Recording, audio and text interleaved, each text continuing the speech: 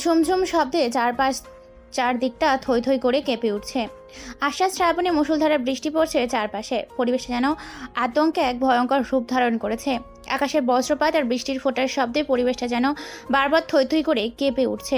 প্রচণ্ড দমক হাওয়া এবং পরিবেশের প্রকৃতির দুর্যোগে যেন মানুষের আতঙ্ক আহাজারি শুরু হয়েছে। এই প্রচণ্ড বৃষ্টিতে রাস্তা কাঁপিয়ে সাই সাই করে রাস্তা কাঁপিয়ে চলেছে পরপর বেশ কয়েকটা ব্ল্যাক কালারের এবং রেড কালারের গাড়ি। আকাশে বজ্রপাত আর বৃষ্টির ফোঁটার সাথে গাড়ির শব্দ যেন পরিবেশটাকে এক ভয়ঙ্কর রূপে মুখরিত করে উঠেছে। শান্ত পরিবেশটা যেন ভয়ঙ্কর এক রূপ ধারণ করেছে। আতঙ্ক ছড়িয়ে দিয়েছে সমাজের বুকে। মাথা উঁচু করে পাহাড় পর্যন্ত যেন কাঁপিয়ে তুলছে বারবার বিকট আওয়াজে। গাড়িগুলো নিজের মতো করে বেধড়ম গতিতে চালিয়ে যাচ্ছে তার নিজ গন্তব্যের উদ্দেশ্যে। উদ্দেশ্যহীন গন্তব্যের গাড়িগুলো চলছে, ছুটে যাচ্ছে এই অনাকাঙ্ক্ষিত ভয়ঙ্কর এই রূপ ধারণ করে এই বৃষ্টির বাণীতে। পরিবেশটা ভীষণ ভয়ঙ্কর রূপ ধারণ করেছে। ভয়ঙ্কর হয়ে উঠেছে চারপাশটা।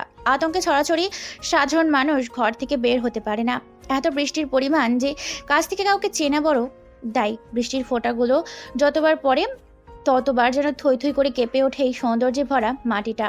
গাড়িগুলো বেধড়ক গতিতে চলে আসে একটা ল্যাম্পপোস্টের পাশে। চারদিক দিয়ে গাড়িগুলো ঘেরাও করে ফেলে। এখনো বৃষ্টি পড়ছে, সাথে বারবার আকাশটা প্রচণ্ড বজ্রপাতের সাথে বিজলি চমকাচ্ছে। পরপর গাড়িগুলো সারিবদ্ধ হয়ে থেমে যায়। সেই স্থানে থেকে বের হয়ে আসে প্রায় কয়েকশো ছেলেপুলে। তাদের কালো পোশাক, কালো রেইনকোট, মাথায় ব্ল্যাক ক্যাপের টুপি, হাতে ভারী দামি স্পাইপার যেগুলোই লেখা আছে দ্য গ্যাংস্টার মাফিয়া কিং শান্ত। অপর পাশে স্পাইপারগুলোতে লেখা আছে জার্মানির একটা স্পাইপার, জার্মানি থেকে ক্রয় করে এনেছে মাফিয়া কিং শান্ত। গাড়িগুলো থেকে ব্ল্যাক কালারের ছেলে পুলে গুলো বের হয়ে এসেছে। রেড কালারের গাড়িটাকে চারপাশ দিয়ে ঘিরে ধরে। গাড়িগুলোর ভেতর কি আছে দেখা যায় না। একটা ছেলে গিয়ে গাড়ির জানালা খুলে দেয়। সাথে সাথে সুপারস্টার হিরোদের মতো কেউ একজন সুদর্শন সৌন্দর্যে ভরা একটা পা বের হয়। পায়ে দামি ভারী কেশ জুতা। তারপর একটা হাতে বের করে, হাতে দামি একটা ঘড়ি, সোনা দিয়ে তৈরি করা। তারপর মাথাটা বের করে, চোখে মোটা ফ্রেমের রঙিন চশমা, মুখে সিগারেট। এরপর পুরো শরীরটা বের করে। ভেতর কালো রঙের কোট, রঙিন সানগ্লাস, মুখে সিগারেট, ডান হাতে বন্দুক, বাম হাতে সিগারেট। সাথে হিরোদের স্টাইলে বের হয়ে এন্ট্রি নেয় ঘটনাস্থলে। নিকোটিনের ধোঁয়াগুলো বারবার টেনে ছেড়ে দেয় এই দুর্যোগময় প্রকৃতির পরিবেশের সাথে। পরনে রেনকোট, মাথায় ব্ল্যাক কালারের হেইট। দুজন সাদা হাতে দাঁড়িয়ে আছে। তার উপরে গুটি গুটি পায়ে সামনে এগিয়ে যাচ্ছে ল্যাম্পপোস্টের সাথে উল্টো করে বেঁধে রাখা ছেলেটা। যতবার এই দৃশ্য দেখছে ততবার যেন তার বুক কেঁপে উঠছে। আগন্তুকটা গাড়ি থেকে নামার সাথে সাথে যেন পরিবেশটা আরও এক ভয়ঙ্কর রূপ ধারণ করে। আগের থেকে দ্বিগুণ ভয়ঙ্কর রূপ ধারণ করে পরিবেশটাকে নাচিয়ে চলেছে এই দুর্যোগময় আবহাওয়ায়। আশেপাশে ব্ল্যাক কালারের ছেলেগুলো দাঁড়িয়ে আছে। কেউ ভয়ে কথা বলতে পারে না। আগন্তুকটার পেছনে একটা সোফা সেট এনে দেয়। আগন্তুকটা পায়ের উপর পা রেখে বসে সিগারেট টানতে থাকে। নিকোটিনের ধোঁয়াগুলো উড়িয়ে দেয় আকাশের সাথে। হঠাৎ করে মাথা থেকে ব্ল্যাক কালারের টুপিটা খুলে ফেলার সাথে সাথে আগন্তুকটার চেহারা দেখার সাথে সাথে ল্যাম্পপোস্টের আলোয় বেঁধে থাকা ছেলেটার কলিজার পানি শুকিয়ে যায়। হঠাৎ করে আগন্তুকটা সিগারেটের অংশটুকু ফেলে দিয়ে ডান হাতে থাকা বন্দুকটা তাক করে ল্যাম্পপোস্টের পিলারে বেঁধে থাকা ছেলেটার দিকে। হঠাৎ করে গরম বুলেটের শব্দে আর বন্দুকে থাকা বুলেটের গন্ধে পরিবেশটা যেন এক ভয়ঙ্কর রক্তক্ষয়ী আতঙ্কের আশঙ্কা দিয়ে বারবার কাঁপিয়ে তুলছে। পরিবেশটা হঠাৎ করে আগন্তুকটা উচ্চস্বরে হেসে ওঠে। তোর সাহস হয় কি করে? আমি শান্ত, এই শহরের বুকে বেঁচে থাকতে তোরা আমার বিরুদ্ধে কথা বলিস? ছেলেটা ভয়ে কথা বলতে পারে না, কারণ এর সামনে দাঁড়িয়ে থাকা আগন্তুকটার গরম রক্ত চোখ জোড়া দেখে কলিজার পানি তার ভয়ে শুকিয়ে গিয়েছে। উলঙ্গ অবস্থায় ল্যাম্পপোস্টের পিলারে বেঁধে রাখা হয়েছে ছেলেটাকে। এখনো শরীর থেকে গরম তাজা রক্ত গড়িয়ে পড়ছে। অনেক মারধর করা হয়েছে ছেলেটাকে। কথা বলতে পারে না, চোখ মুখ কান দিয়ে এখনো রক্ত বেয়ে চলেছে। আগন্তুকটা এক ভয়ঙ্কর হাসি দিয়ে বলে ওঠে, তুই ভুলে যাচ্ছিস জঙ্গলের রাজা সিংহ। সিংহ যেখানে থাকুক না কেন, জঙ্গলের রাজা কিন্তু সিংহ হয়ে থাকে। ভাই, একে অনেক পিটিয়েছি, লোহার তার দিয়ে পিটিয়েছি, লোহার গরম করে তার শরীরে সেকা দিয়েছি, কিন্তু কুত্তার বাচ্চার থেকে একটা কথাও বের করতে পারিনি। আগন্তুকটার এই কথা শুনে তো আরও হেসে ওঠে, যেন হাসির মাত্রা আরও বেড়ে যায়। বৃষ্টির তাপমাত্রা আর আবহাওয়ার দমকা হাওয়া যেন বারবার কাঁপিয়ে তুলে পরিবেশটাকে। আগন্তুকটা যতবার ভয়ঙ্কর রূপে হাসি দেয় ততবার যেন পরিবেশটা ভয়ঙ্কর রূপে রূপান্তরিত হয়। আকাশটা লালচে রঙে আবরণ ধারণ করেছে। এখনোই যেন বজ্রপাত আর শিলাবৃষ্টি একসাথে নেমে আসবে বুক ফাটা এই দমকা হাওয়ায়, যা পরিবেশটাকে আরও ভয়ঙ্কর করে তুলবে। আগন্তুকটা মুচকি এসে সোফা সেট থেকে উঠে গুটি গুটি পায়ে সামনে এগিয়ে গিয়ে মুখের ভেতর থেকে জিহ্বাটাকে বের করে সিগারেটের বাকি অংশটুকু জিভার ওপরের অংশে রেখে চেপে ধরে। তার যেন ছেলেটা ছটফট করে থাকে, চোখ বেয়ে গড়গড় করে রক্ত পড়তে থাকে, সারা শরীরে রক্তের ফোঁটে যেন রঙিন হয়ে উঠেছে। ল্যাম্পপোস্টের আলোয় স্পষ্ট বোঝা যাচ্ছে এই গতিবেগ বৃষ্টির সাথে যেন রক্তের একজন সমুদ্রের স্রোত বয়ে নিয়ে চলেছে কোনো এক কিনারায়। ছেলেটা ছটফট করতে থাকে। আগন্তুকটা সিগারেটের বাকি অংশটুকু ফেলে দিয়ে হাতের ইশারা দেওয়ার সাথে সাথে পেছন থেকে একটা ছেলে কালো কালারের বিটকেস এনে দেয়। বিটকেসের চ্যানেল খুলতেই সেখান থেকে বেরিয়ে আসে ভয়ঙ্কর সব অগ্নিয় অস্ত্র শস্ত্র। দেখে সুস্থ মানুষ অসুস্থ হয়ে যাবে, আর দুর্বল থাকলে হার্টস্ট্রোক করে মারা যাবে। হ্যাঁ, এমনটাই অবস্থায় এই ভয়ঙ্কর আগন্তুকটা সব ভয়ঙ্কর ভয়ঙ্কর অস্ত্র রেখেছে, যা জর্ডার থেকে আমদানি করা, চায়না থেকে আমদানি করা, জার্মান থেকে আমদানি করা, রাশিয়া থেকে, অস্ট্রেলিয়া থেকে, এমনকি আমেরিকা থেকে। আগন্তুকটা থেকে তার প্রয়োজনীয় জিনিস সংরক্ষণ করেছে। আগন্তুকটা এখন মুচকি এসে বলে ওঠে, সময়ের বড্ড বেশি মূল্য। সময় থাকতে সময়ের মূল্য দিতে শেখো। ওকে উল্টো হয়ে সোজা করে পিলারের সাথে বেঁধে ফেলো। খেলা হবে রক্তের খেলা। ওর ভয়াবহ মৃত্যু দেখে ওর বস জাহিদের কলিজা কেঁপে উঠবে। ভয়ঙ্কর মৃত্যু দেব এক এক করে সমস্ত শত্রুদেরকে। ভাই এই বেটা সম্রাট কুত্তার বাচ্চাটাকে অনেক অত্যাচার করেছি। সে আমাদের গালি দিয়েছে, আপনাকে গালি দিয়েছে বলছে ও মরে যাবে কিন্তু মুখ খুলবে না। জঙ্গলের সিংহকে দেখলে যে কোনো প্রাণীর প্যান্ট ভিজে যায়। সো নো টেনশন, সিংহ যখন আছে সমাধান এমনিতেই চলে আসবে। ভয়ঙ্কর আগন্তুকটার কথা শুনে মানিক নামে ছেলেটা উল্টো হয়ে উলঙ্গ অবস্থায় থাকা ছেলেটা ল্যাম্পপোস্টের পিলারের সাথে বেঁধে ফেলে। ছেলেটা হাত মরা হয়ে গিয়েছে, এক হাত বের হয়ে আছে, রাস্তার সাথে লেগে আছে চোখ, চোখ থেকে গড়গড় করে রক্ত বের হচ্ছে, কান দিয়ে যেন ধোঁয়া বের হচ্ছে, চুলগুলো উস্কো খুস্কো, বেশ ক্লান্ত। আধমরা ল্যাম্পপোস্টের পিলারের সাথে হালান দিয়ে আছে আগন্তুকটা। কোনো কথা ছাড়াই একটা প্লাস বের করে প্লাসটা হাতে নিয়ে ছেলেটার পায়ের বুড়ো আঙুলের নখ তুলে ফেলা হয়। সাথে সাথে গরুর মতো চিৎকার করে ওঠে সেই ছেলেটা। তার ভয়ঙ্কর চিৎকারে যেন পরিবেশটা কেঁপে ওঠে, ভয়ঙ্কর রূপ ধারণ করে, আরও যেন বিদ্যুৎ চমকাতে থাকে, সাথে বজ্রপাত আর বৃষ্টির গতিবেগ বেড়ে যায়। তার চিৎকারে মানুষ তো দূরের কথা, আশেপাশে জঙ্গলেও গাছের আড়ালে ডালে পাড়ে লুকিয়ে থাকা পশু পাখিগুলো শুনতে পায় না। এতটাই বজ্রপাত আর বৃষ্টির গতিবেগ যে ছেলেটার কান্না শুনে বারবার হেসে ওঠে আগন্তুকটা। আগন্তুকটা সেই তুলে ফেলা নখের জায়গায় লাল মরিচের গুঁড়ার সাথে লবণ আর পেঁয়াজের রস ঢেলে দেয়। চোখের মধ্যে ছেলেটা যেন গলা কাটা মুরগি পাটা ছাগলের মতো ছটফট করতে থাকে। এরপর একটা হাতুড়ি আর একটা লোহার টুকরো নিয়ে ছেলেটার পায়ের মধ্যে বারবার হাতুড়ি দিয়ে গেঁথে দেয়। ছেলেটা যেন আরো পাগলের মতো চেঁচিয়ে ওঠে। তার চিৎকার উপরে থাকা আগন্তুকটার ছেলে পেয়েগুলো ঘরে পিছিয়ে যায়। ছেলেটার কথা বলতে পারে না, খুব কষ্ট করে হাতের ইশারায় বলে ওঠে, একটু পানি দাও আমাকে, আমার খুব পানির তৃষ্ণা পেয়েছে। শালা জানোয়ারের বাচ্চা, এখন মৃত্যুর দুয়ারে দাঁড়িয়ে আসিস আর এখন বলছিস তোর প্রাণীর পিপাসা পেয়েছে? তোকে তো স্বয়ং মৃত্যুর সামনে দাঁড় করিয়ে রাখা হয়েছে। মানিক নামে ছেলেটার মুখে সম্রাট নামে ছেলেটার এরকম কথা শুনে কান্নায় ভেঙে পড়ে। মুখ দিয়ে কোনো আওয়াজ বের হয় না। আগন্তুকটা আবার একটা সিগারেট জ্বালায়। সিগারেট মনের সুখে টানতে থাকে। সিগারেটের নিকোটিনের ধোঁয়াগুলো বারবার উড়িয়ে দিচ্ছে এই বৃষ্টি ভেজা অন্ধকার রাতে। আগন্তুকটা সিগারেটের বাকি অংশটুকু এক নিঃশ্বাসে শেষ করে দিয়ে নিকোটিনের ধোঁয়াগুলো আকাশের দিকে তাকিয়ে মুচকি এসে উড়িয়ে দেয়। আবারও সম্রাট ছেলেটার দিকে মাথা ঝুঁকিয়ে বলে ওঠে, তোর বাপ শাহরিয়ারকে বলবি শহরে দ্য গ্রেট মাফিয়া কিং শান্ত এসেছে। অশান্ত শহরটাকে শান্ত করতে এই শান্তই যথেষ্ট এই শহরে। ভাই এই সুরের বাচ্চাটা আমাদের দেশ থেকে অনেক মেয়ে পাচার করেছে, অনেক ভার্সিটিতে ড্রাগস, এমনকি বিভিন্ন খারাপ কাজের সাথে জড়িত আছে। তোর বাপ শাহরিয়ারকে বলে দিবি এখন থেকে শুধু এই শহরে রাজত্ব করবে শান্ত। শান্তর উপরে যে কথা বলবে তাকে করে দিবে অশান্ত। ভাই সুলতান চাচার মেয়ে শাহরিয়ারের ছেলে দুলাল রেপ করেছিল, এটা সবাই জানতো, পুলিশও জানতো, কিন্তু পুলিশ ভাই কোনো কিছুই করেনি, ছেড়ে দিয়েছিল। এই কথা শুনে সম্রাট চমকে যায়। আগন্তুক, হ্যাঁ, তার নাম হচ্ছে শান্ত। সবসময় শান্ত থাকে, শান্তভাবে মাইন্ড গেম খেলে। বড় বড় মাস্তানদের সাথে তার মাস্টার মাইন্ড গেম খেলতে অনেক বেশিই ভালো লাগে। তাই ঠান্ডা মাথায় সবাই তাকে মাইন্ড গেমার খেলতো। তাই তো তার নাম হয়েছে দ্য গ্রেট মাফিয়া কিং শান্ত। এই বৃষ্টি ভেজা রাতে ছেলেটার হাতের 5টা আঙুল কেটে ফেলা হয় আর বলে ওঠে, ও পানি খেতে চেয়েছিল, ওকে পানি নয় বরং ওকে ওর শরীরের রক্ত খাওয়া। কথাটা বলার সাথে সাথে মানিক আরও বেশি কিছু ছেলেপুলের হাতের কিছু অংশ কেটে সেখান থেকে রক্ত বের করে তাকে আবারও খাইয়ে দেয়। নিজের রক্ত পান করে সম্রাট নামে ছেলেটা শান্তকে বলে ওঠে, শাওরিয়ারের ছেলে দুলালকে কোথায় পাবো? আর সে কতগুলো খারাপ কাজের সাথে জড়িত আছে? তোর আড্ডাগুলো কোথায় কোথায় সত্যি করে বলবি। যদি জীবনে বেঁচে থাকতে চাস তাহলে মিথ্যের আশ্রয় না নিয়ে সত্য বলে নিজের জীবনটা বাঁচিয়ে নে। শান্ত নামের অশান্ত ছেলেটার মুখে এরকম কথা শুনে এবার সম্রাট নামের ছেলেটা কান্নার করে বলে ওঠে, ভাই আমি তেমন কিছু জানি না। সেদিন ভার্সিটিতে দুলাল ও তার কিছু ছেলে পেলে গিয়েছিল, আর সেখানে আপনার অফিসের সুলতান সাহেবের মেয়েকে পছন্দ হয় দুলালের। তাই দুলাল প্রপোজ করে সুলতান সাহেবের মেয়েকে, কিন্তু ওনার মেয়ে অনেক গালাগালি করে মাফিয়া শয়তান খুনি বলে অনেক খারাপ ভাষায় গালি দেয়, সাথে থাপ্পড় মেরেছিল। তাই দুলাল নিজের রাগ সামলাতে না পেরে তাকে রাতের আধার অন্ধকারে কিডন্যাপ করে নিয়ে গিয়ে, সেখানে উপস্থিত আমিও ছিলাম, আরো অনেকেই ছিল। সবাই মিলে এক এক করে সেদিন অনেক মজা নিয়েছি।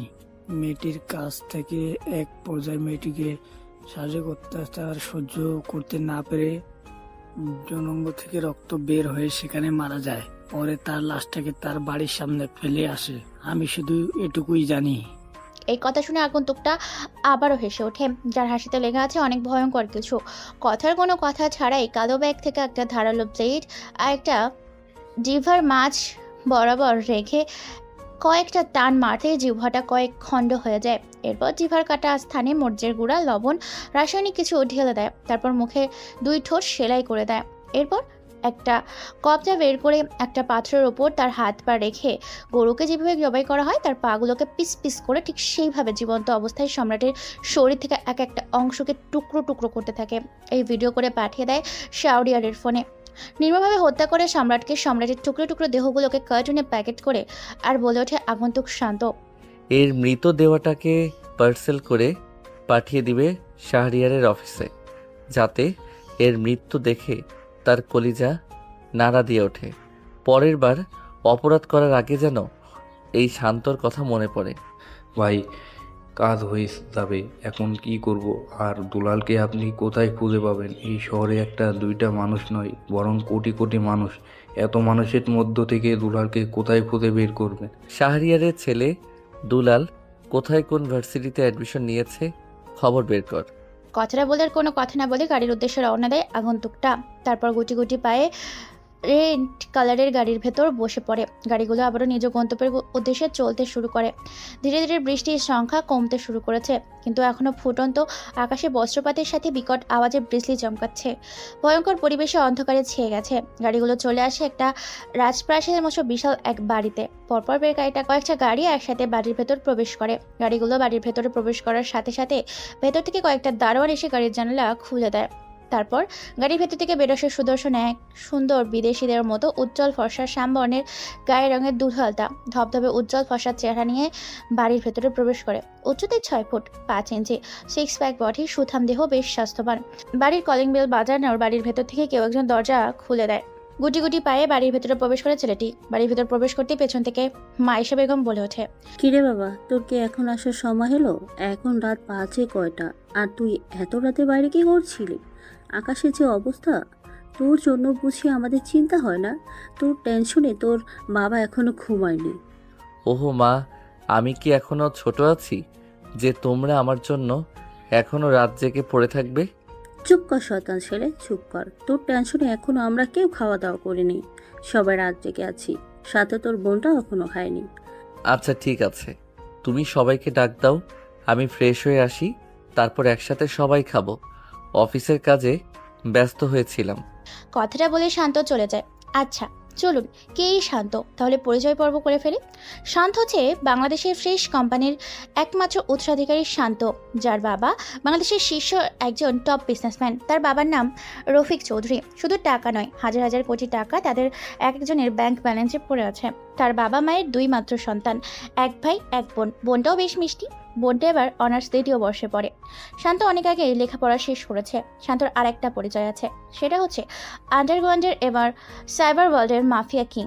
যে সে মাফিয়া তার পরিবার বা এই সমাজের কেউই জানে না, শুধু জানে অন্ধকার জগতের মাফিয়া জগতের সেই সব সন্ত্রাসীগুলো, যাকে এক নামে চেনে শান্ত, দ্য গ্রেট মাস্তান শান্তকে একজন বাবা বলে সম্বোধন করে। শান্ত যখন খেপে যায় তখন পুরো পরিবেশটাকে অশান্ত করে তোলে। তাই তো শান্ত নামটা শোনার সাথে সাথে অপরাধীরা আন্ডারওয়ার্ল্ডে চলে যায়। সে কথা বলে কম, মারে বেশি, বন্দুক এর করে কম, গুলি চালায় বেশি। যার কথা থেকে বুলেটের বেশি চলে, যার বুলেটের চেয়ে বারুদের গন্ধ বেশি। সিংহ যেমন একবার জঙ্গলে খেপে গেলে পুরো জঙ্গলটাকে নাছাকার করে দেয়, তেমনই ঘুমন্তেই শান্তকে কেউ জাগিয়ে তুললে সমাজের বুকে শৈশব অপরাধিকারীকে 16 হাত মাটি নিচে দাফন না করা পর্যন্ত শান্ত হতে পারে না। খাবার টেবিলে বসে আছে মায়েশা বেগম, সাথে রফিক চৌধুরী আর শান্তর বোন লিসা। এমন সময় লিসা বলে ওঠে, ভাইয়া, কালকে তুই আমাকে ভার্সিটিতে নিয়ে যাবি? আমার একটা ইম্পর্টেন্ট ক্লাস আছে। আচ্ছা ঠিক আছে, নিয়ে যাব। এখন খাওয়া দাওয়া করে দ্রুত ঘুমাতে যা। এতক্ষণ তো আমরা ঘুমাতে যেতাম, তোর জন্যই শুধু আমাদের ঘুম নষ্ট হলো। রফিক সাহেব চুপচাপ খাওয়া দাওয়া করছেন, কেননা তিনি খাবার সময় কথা কম বলেন, এটাই ওনার স্বভাব। শান্ত আরও কিছু বলতে যাবে এমন সময় তার টেবিলের ওপর থাকা ফোনটা বেজে ওঠে। ফোনের স্ক্রিনে তাকে দেখতে পায় না নামে ভেসে উঠেছে। ফোনটা রিসিভ করতে, ভাই, আমি খবর নিয়েছি শহরিয়ারের ছেলে দুলাল ঢাকা মেট্রি ন্যাশনাল জাহাঙ্গীর বিশ্ববিদ্যালয়ে লেখাপড়া করছে এবং সেখানে বিভিন্ন অপরাধ করছে, হিরোইনের ব্যবসা এবং এমনকি ভার্সিটির মেয়েদেরকে প্রতিনিয়ত ভোগ করছে। মানিক আরও কিছু বলতে যাবে তার আগেই শান্ত থামিয়ে দিয়ে বলতে ওঠে, তুমি আমার সেখানে অ্যাডমিশনের ব্যবস্থা করো। কালকে সেখানে নতুন এক আগন্তুকের আগমন ঘটবে। শান্ত এই কথাটা বলাতেই সবাই তার দিকে হা করে তাকিয়ে আছে। শান্ত বুঝতে পেরে কলটা কেটে দেয়। মায়েশা বেগম বলে ওঠে, কিরে শান্ত, কিসের আগন্তুক আর কিসের আগমনের সাথে তুই কথায় অ্যাডমিশন নিবি? কিছু বলছিস? তেমন কিছু না মা, একটা ইনভিটেশন পার্টি পাঠিয়েছে, সেখানকার কথা বলছিলাম। শান্ত এমনিতেই কম কথা বলে। কোনো কথা না বলে খাওয়া দাওয়া শেষ করে নিজের রুমে চলে যায়। যাওয়ার আগে লিসাকে জানিয়ে দেয় সে কালকে তার সাথেই ভার্সিটিতে যেতে পারবে না। নিজের রুমে গিয়ে অফিসের কিছু কাজ করতে থাকে। দেখতে দেখতে রাত গভীর হয়। রাত পরিণত হয় রাতের শেষে ফরজ, আর ফরজ শেষে সকাল। সকালে পাখিরা কিচিরমিচির আর সূর্যের আলোয় ঘুম ভেঙে যায় শান্তর ঘুম থেকে উঠে ফ্রেশ হয়ে ডাইনিং টেবিলে বসে খাওয়া দাওয়া করে কাউকে কোনো কিছু বলা না বলেই বেরিয়ে যায়। অন্যদিকে রাস্তার মাঝে দূর দূরান্ত থেকে দূর প্রান্তের মানুষগুলো তাকিয়ে আছে রাস্তা সেই অজানা ছেলেটার দিকে। ছেলেটা হেলতে দুলতে সামনে এগিয়ে চলেছে।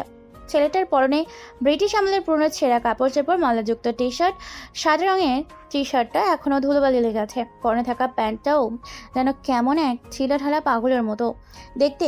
কাঁধে ব্যাগ, চোখে মোটা ফ্রেমের চশমা দেওয়ায় সাদা ফ্রেমের চশমা, পায়ে ব্রিটিশ আমলের পুরনো খরম জুতা, মাথায় চপচপ করে সরিষার তেল দিয়ে চুলগুলো আছড়ে নেওয়া। ছেলেটা হেলতে দুলতে হাতে পাউরুটি এবং কলা নিয়ে এগিয়ে চলেছে জাহাঙ্গীর বিশ্ববিদ্যালয়ের দিকে। রাস্তার দুই পাশে থাকা মানুষগুলো ছেলেটার দিকে অপলক দৃষ্টিতে তাকিয়ে আছে, যেন চোখের পলক ফেলতে পারে না। ছেলেটা দেখতেই কেমন ইটপাটকেলের। এই দূষিত শহরটাকে যেন ছেলেটার সাথে কোনোভাবেই মিলছে না এই শহরের মানুষগুলোর।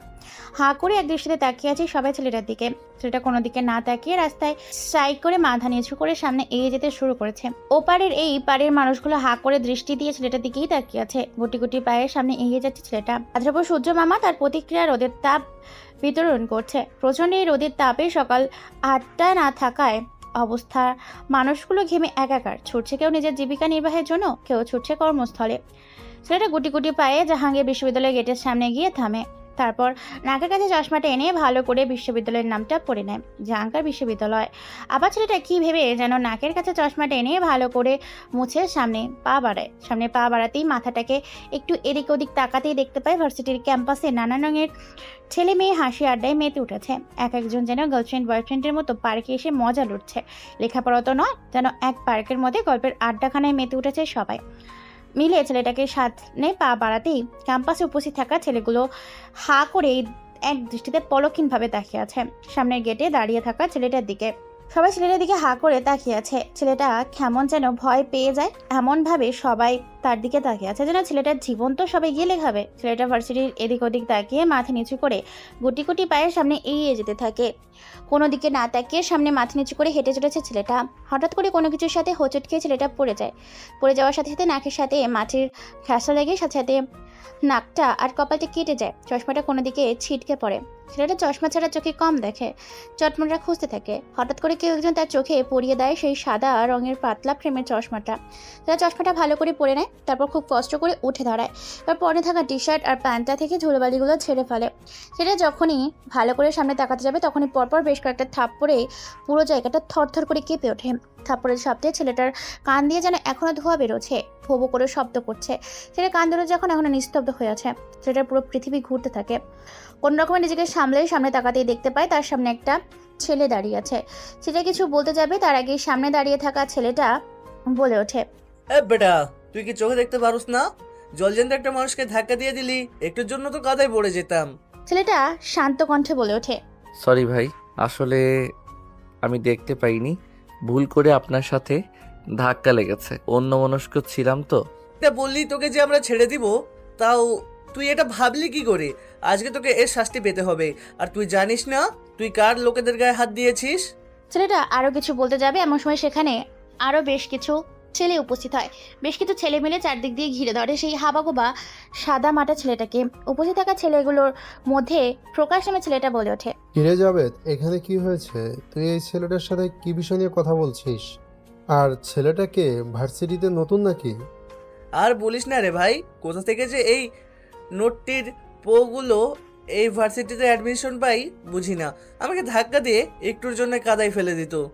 কি বলিস? তোর সাথে বেয়াদবি করেছে আর তুই আমাদেরকে ডাকিসনি? এক সময় তো ধোলাই দেই, বেয়াদবি করার আগে আমাদের কথা মনে রাখে। ঠিক বলেছিস বন্ধু, সেটাই কর। তুই তো অন্যায় করেছিস, এখন তোকে শাস্তি পেতে হবে। তোর সামনে দুইটা রাস্তা খোলা আছে, হয়তো আমাদের কথা শুনবি, আর না হলে তোকে জোতার মালা পরিয়ে সেলফি তুলে ভিডিও করে সোশ্যাল মিডিয়ায় ছেড়ে দেবো। কথাটা শুনতেই শান্ত নামে ছেলেটা মুচকি একটা হাসি দেয় আর বলে ওঠে, না ভাই, আমার সাথে এরকম করিয়েন না, আপনারা যা বলবেন আমি তাই করব। হ্যাঁ, এই ছেলেটা আর কেউ নয়, স্বয়ং শান্ত এসেছে এই ভার্সিটির শান্তময় পরিবেশটাকে শান্ত করতে। শান্তর প্রয়োজন হয়েছে এই ভার্সিটিতে। শান্ত ছেলেগুলোর কথা মতো কাজ করতে রাজি হয়ে যায়। এই কারণে তার ছবি তুলে যদি সোশ্যাল মিডিয়াতে ছেড়ে দেয় তাহলে তার বাবা মা এবং বোন জেনে যাবে, এবং তার বাকি সঙ্গী সাথী এগুলো জেনে গেলে জীবন তো পুঁতে ফেলবে সামনে দাঁড়িয়ে থাকা ছেলেগুলোকে। তাই নিজের রাগটাকে কন্ট্রোল করে নিজের উদ্দেশ্যকে লক্ষ্য করে সফলতার দ্বার প্রান্তে যাওয়ার জন্য সকল রকম অত্যাচার সহ্য করতে থাকে। ছেলেগুলো বলে ওঠে এক পর্যায়ে, শোন, এই চিঠিটা নিয়ে গিয়ে ওই যে একটা মেয়েকে দেখতে পাচ্ছিস, ওই মেয়েটাকে দিবি। আর হ্যাঁ, চিঠিটা খুলে দেখবি না চিঠির ভিতরে কি আছে। সেটা যদি একবার তুই পড়েছিস তো তোকে এই ভার্সিটিতে আজ প্রকাশ্যে হত্যা করব। না ভাই, ঠিক আছে, আমি খুলে দেখবো না। ছেলেগুলোর কথা মতো ছেলেটা গুটি গুটি পায়ে সামনে এগিয়ে যেতে থাকে। সামনে এগিয়ে গিয়ে সেই মেয়েটাকে পেছন থেকে বলে ওঠে, এই যে আপু, আপনাকে একটা ভাইয়া এটা দিয়েছে।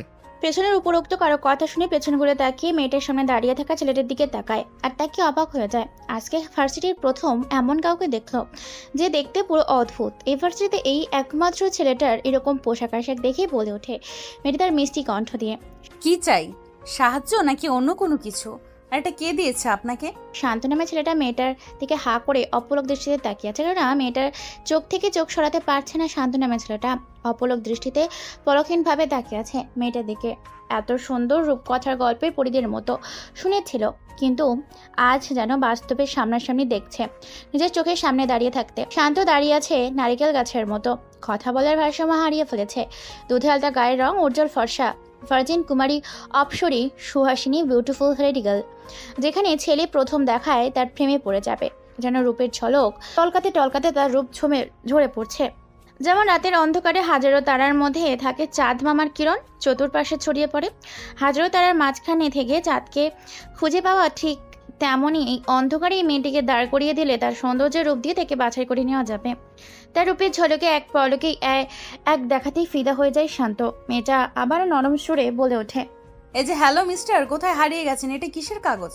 আর কে দিয়েছে? কেনই বা আপনি এখানে এসেছেন? মেয়েটার কথায় ছেলেটা এবার জ্ঞান ফিরে আসে। ছেলেটার জ্ঞান ফিরে আসতে না আসতেই মিষ্টি সুরে বলে ওঠে, না আপু, আমি সাহায্য চাইতে আসিনি।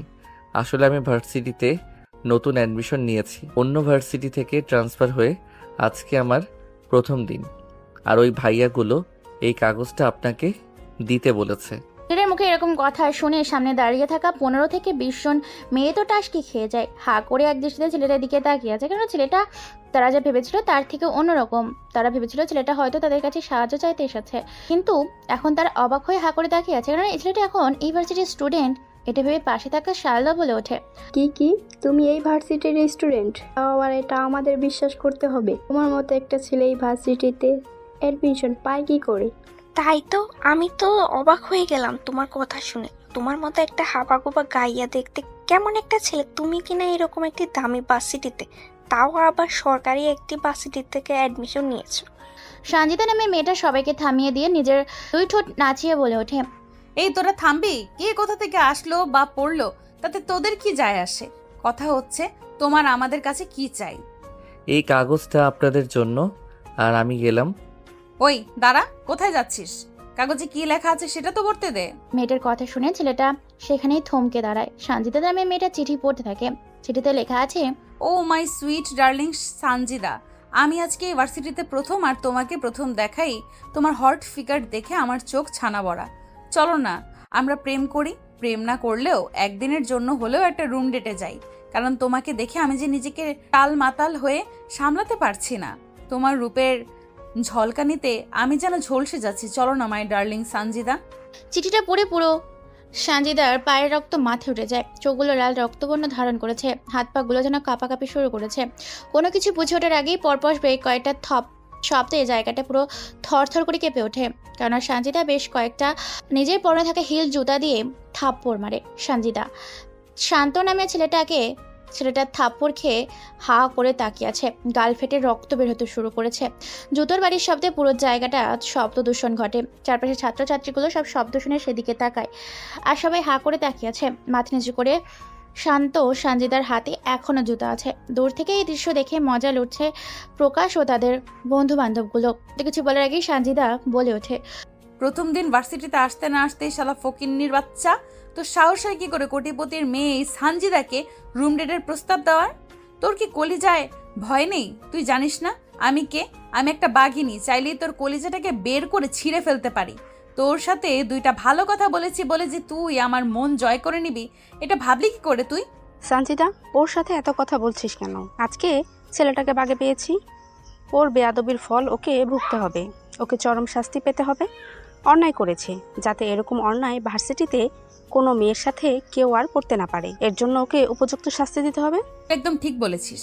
ক্লাসে যেতে আরো আধা ঘন্টা সময় আছে। এই আধা ঘন্টা ওকে পুরো ভার্সিটির মাঠে নাকানি চুবানি খাইয়ে ঘোরাবো। এই সানজিদার সাথে বেয়াদবি করার ফল কি হতে পারে এটা ওকে বোঝাবো। কথা বলার সাথে সাথে সেখানে আরও বেশ কিছু ছেলেপেলে মেয়ে উপস্থিত হয়। সঞ্জিদার বান্ধবীগুলো চারপাশ দিয়ে ছেলেটাকে ঘিরে রাখে। মাঝখান থেকে ইতি নামের মেয়েটা আবারও বলে ওঠে, এই সঞ্জিদা, আমরা বলি কি, ওকে জুতোর মালা পরিয়ে এবং খালি গায়ে শুধু আন্ডারওয়াল পরিয়ে পুরো ভার্সিটিতে ঘোরাবো। এটা হবে ওর জন্য লজ্জাজনক শাস্তি। ওকে ঠিক আছে, তোরা তাহলে জুতোর মালা পরা শালাকে আজকে উপযুক্ত শিক্ষা দেব। আর আমার বডিগার্ডগুলো কোথায়? ওদেরকে ডাক।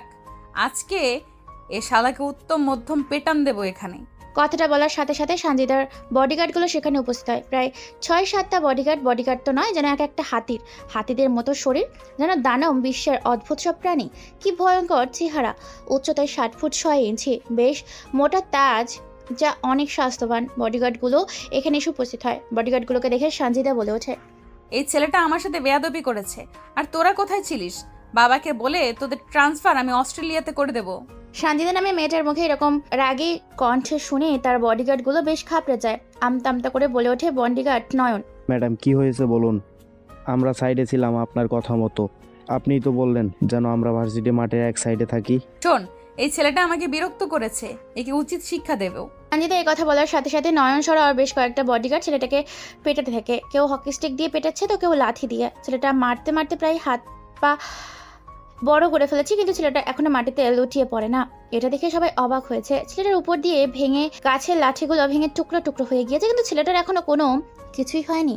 পরনে থাকা টি শার্ট ছিঁড়ে ফেলেছে। ছেলেটার বডি ফিটনেস দেখে তো সবাই মাথা ঘুরে গেছে। ছেলেটার 6 প্যাক উজ্জ্বল ফর্সা বডি দেখে সবাই হা করে অপলক চোখে তাকিয়ে আছে। কেউ যেন নিজের চোখের পাতা ফেলতে পারছে না, এক দৃষ্টিহীন ভাবে তাকিয়ে আছে। তখন সঞ্জিদা থামিয়ে দিয়ে বলে ওঠে, থাক, অনেক হয়েছে। এখন জুতোর মালাগুলো পরিয়ে দিয়ে ওকে পুরো ভার্সিটির মাঠ ঘুরিয়ে আন। সঞ্জিতার কথা মতো ছেলেটাকে জুতার মালা পরিয়ে পুরো ভার্সিটি ঘুরিয়ে আনে। দূর থেকে সবাই এই দৃশ্য দেখছে আর হাসছে। সেটা ভালো করে হাঁটতেও পারে না, ছেলেটার হাঁটতে ভীষণ কষ্ট হচ্ছে। ভার্সিটির ক্যাম্পাসে পুরো মাঠ ঘুরিয়ে সঞ্জিতার সামনে নিয়ে আসে শান্ত নামের ছেলেটাকে। এবার সঞ্জিতা আবারও বলে ওঠে, নেক্সট টাইম আমার সাথে বেয়াদবি করার সাহস দেখাবি না, নয়তো তোর অস্তিত্ব ধুলোর সাথে মিশিয়ে দেবো। তুই জানিস না আমি কে। কথাটা বলে সঞ্জিতা সেখান থেকে চলে যায়। ছেলেটা তাদের চলে যাবার দিকে মুচকি এসে তাকিয়ে আছে। পকেট থেকে একটা রুমাল বের করে নিজের কপাল মুছে পরিষ্কার করে নেয়। পাশের একটা পানির ট্যাপ থেকে গুটি গুটি পায়ে কারোর দিকে না তাকিয়ে আবার সে একই স্টাইলে ভার্সিটির ভিতর প্রবেশ করে। নিজের ক্লাসরুম খুঁজতে দেখে। ভার্সিটিতে নতুন আসায় নিজের ক্লাসরুম খুঁজতে বেশ সমস্যা হচ্ছে। তার এক পর্যায়ে খুঁজতে খুঁজতে পেয়ে যায় তার ক্লাস। এতক্ষণে প্রত্যেকটা ক্লাসরুমে ক্লাস বসে গিয়েছে। প্রত্যেকটি ক্লাসরুমে এক একজন শিক্ষক শিক্ষিকা স্টুডেন্টদের বিভিন্ন লেকচার শোনাচ্ছে। হঠাৎ করে 3 নম্বর ফ্লোরের 2 নম্বর কক্ষে দরজার সামনে দাঁড়িয়ে বলে ওঠে, may I come in sir? Sir তখন মন দিয়ে ক্লাস করাচ্ছিল। হঠাৎ করে দরজার বাইরে থেকে কারোর কণ্ঠস্বর শুনে সেদিকে না তাকিয়ে বলে ওঠে, ইয়েস কাম ইন। শান্ত নামের ছেলেটা গুটি গুটি পায়ে রুমের ভেতর প্রবেশ করে। সবেমাত্র ভেতরে প্রবেশ করেছে। প্রবেশ করতে না করতেই পরপর কয়েকটা ক্লাস ছাত্রছাত্রীর দিকে পরিপূর্ণ শেষের একটা বেঞ্চে ফাঁকা আছে। অপর পাশে তাকাতেই শান্ত দেখতে পায় কলেজের বাইরে সেই সুন্দরী রমণী ফ্রিসিন কুমারী গুণবতী সেই সঞ্জিতা তার ক্লাসমেট। কোনো কথা না বলে পিছনে একটা বেঞ্চে গিয়ে বসে পড়ে। এক পর্যায়ে শান্ত খেয়াল করে সঞ্জিতা তার বান্ধবীগুলো তার দিকে তাকিয়ে মুচকি মুচকি হাসি দেয়। হাসির মানে বুঝতে না পেরে অন্যদিকে সঞ্জিতা বলে ওঠে, এই শোন, একটা মজা করি। একটা কাগজ স্যারকে ছুঁড়ে মার। যদি স্যার কারো নাম জিজ্ঞেস করে তুই আবাল মার্কা শান্তর কথা বলবি। ওকে ঠিক আছে, তাহলে এটা কাগজ দিয়ে আমি ছুঁড়ে মারছি। ওকে। তারপর সঞ্জিতা একটা কাগজ ছিঁড়ে দেয়। ইতি সেই কাগজে ভালো করে বলের আকৃতিতে বল বানিয়ে ছুঁড়ে মারে প্রস্তুতি নেয়। অন্যদিকে মাথা নিচু করে আনমনে কি যেন ভাবছিল শান্ত। চোখের সামনে অগোচরে স্যারের পাছায় কেউ একজন কাগজের টুকরো ছুঁড়ে মারে। সাথে সাথে স্যার পেছন ঘুরে তাকাতেই সবাই হকচকিয়ে ওঠে। হঠাৎ করে এমন হওয়াতে শান্ত সেও চমকে যায়। সবাই স্যারের দিকে তাকিয়ে আছে। স্যার হঠাৎ করে চিৎকার করে ওঠে, এটা ক্লাসরুম নাকি কোনো সার্কাস নাকি যাত্রাপালা? মাছেরহাট, গরুর বাজার, কি হচ্ছে এখানে? এই কাগজটা কে ছুঁড়ে মারলো? সবাই মাথা নিচু করে আছে। কেউ কোনো কিছুই বলে না, কেন কেউ তো দেখেনি কে কাগজটা মেরেছে। সবাই চুপচাপ আছে। স্যার বারবার করে জিজ্ঞেস করছে। হঠাৎ করে মেয়েগুলোর মাঝে থেকে সঞ্জিতা বলে ওঠে, স্যার আমি কাগজটা ছুঁড়ে মারতে দেখেছি। সে আমাদের এখানে উপস্থিত আছে আর এই ভার্সিটিতে নতুন এসেছে, আপনার সাথে বেয়াদবি করেছে। ছেলেটা খুব অসভ্য, এর জন্য ওকে শাস্তি পেতে হবে। এই কথা শুনে স্যার টেবিলের উপর থাকা লাঠিটা হাতে নেয় আর কড়া কণ্ঠে বলে ওঠে, কার এত বড় সাহস যে আমার ক্লাসে নতুন এসে আমার সাথে বিয়াদবি করে? জি স্যার, পেছনে থাকা সেই শান্ত নামের ছেলেটা আপনাকে কাগজটা ছুঁড়ে মেরেছে। সবাই পেছনে তাকায়, এমনকি স্যার নিজেও পেছনে তাকায়। কাউকে দেখতে পায় না, কারণ পুরো ক্লাসরুম ছাত্রছাত্রী দিয়ে পরিপূর্ণ। স্যার এবার বলে ওঠে, এই ছেলে দাঁড়া বলছি, কার নাম শান্ত? তোমার এত বড় সাহস হয় কি করে? তুমি আমার সাথে অসভ্যতা করো? দাঁড়াও বলছি, আমি গেলে কিন্তু তোমার খবর আছে। স্যারের মুখে এরকম কথা শুনে তো ছেলেটা ভীষণ থতমত খেয়ে যায়, কেন সে তো কিছুই করেনি। অথচ তার নাম বানিয়ে কিছু মিথ্যে কথা বলতো সঞ্জিতাও তার বান্ধবী, তার দলবল। ছেলেটা আর কিছু না ভেবে আমতামতে করে উঠে দাঁড়ায়। ছেলেটা দাঁড়াতেই তো সবাই দাঁড়িয়ে থাকা স্টুডেন্টদের সামনে আল আমিন স্যার কেঁপে ওঠেন। হাতে থাকা লাঠিটা পড়ে যায়। যেমন সামনে দাঁড়িয়ে থাকা হিংস্র প্রাণী দেখে মানুষ ভয় পায়, ঠিক তেমনই ভয়ে কেঁপে ওঠে সামনে দাঁড়িয়ে থাকা আল আমিন স্যার। হাতে থাকা লাঠিটা পড়ে যায় মুহূর্তের মধ্যে। ঘামতে শুরু করেছে। চোখে চোখ রেখে তাকিয়ে আছে দুজন ব্যক্তি। স্টুডেন্টগুলো সবটাই দেখছে। কেউ কোনো কথা বলে না। পিনপন নীরবতার মধ্যে সময়টা কেটে যাচ্ছে। কেউ কোনো কথা বলে না। সবাই হা করে তাকিয়ে আছে। কি হচ্ছে কিছুই বুঝতে পারে না। দুজন মানুষ একে অপরের বহুদিনের পরিচয়। সেই মুখ দুটো অনেকদিন পর একে অপরকে দেখে বিস্মিত হয়ে দুই নয়নে তাকিয়ে আছে, চোখে চোখ রেখে। যেমন কোনো মায়ের সন্তান হারিয়ে গেলে 1000 বছর পর ফিরে পায়, ফিরে পাওয়ার পর যেইভাবে অবাক হয় দুই নয়ন ভরে চোখ ভরে, ঠিক তেমনই স্যার অপর পাশে শান্ত তাকিয়ে আছে। হঠাৎ করে মুখ ফসকে স্যারের মুখ থেকে ভেসে আসে, ভাই আপনি এখানে? আস্তে করে সবাই স্যারের মুখে এই কথাটা শুনে বিস্মিত চোখে একে অপরের ছাত্রছাত্রীগুলো তাকাতে শুরু করেছে। শান্ত তো সামনে দাঁড়িয়ে থাকা ব্যক্তিটাকে দেখে কথা বলার ভারসাম্য হারিয়ে ফেলেছে। কারণ অনেকদিন পর সেই বহু পরিচিত মুখটা দেখবে সে আশা করেনি, কারণ অনেক আগেই সেই রাস্তা থেকে সরে এসেছিল আল আমিন স্যার। হঠাৎ করে গুনগুন শব্দে ক্লাসটা পরিপূর্ণ হয়ে ওঠে। দুজনে হুঁশ ফিরে আসে। আল আমিন শান্ত চোখের ইশারা দেওয়ার সাথে সাথে সামনে দাঁড়িয়ে থাকা মানুষটা স্বাভাবিক হওয়ার চেষ্টা করে। পকেট থেকে রুমাল বের করে স্যার নিজের ঘামটা মুছে ফেলে আর ধীর কণ্ঠে বলে ওঠে, সবাই চুপ করো, আমার এখানে ক্লাস করতে হলে সবাইকে কথা বলা যাবে না। তোমরা কি এখানে মেলা বসিয়েছ? স্যারের মুখে এরকম কথা শুনে সবাই অবাক হয়ে যায়। স্যার হঠাৎ হলোটা কি? কেউ কিছু বুঝে উঠতে পারে না। ছাত্রছাত্রীগুলো নিজের মধ্যে বলাবলি শুরু করেছে, এইতে এখানে হচ্ছেটা কি?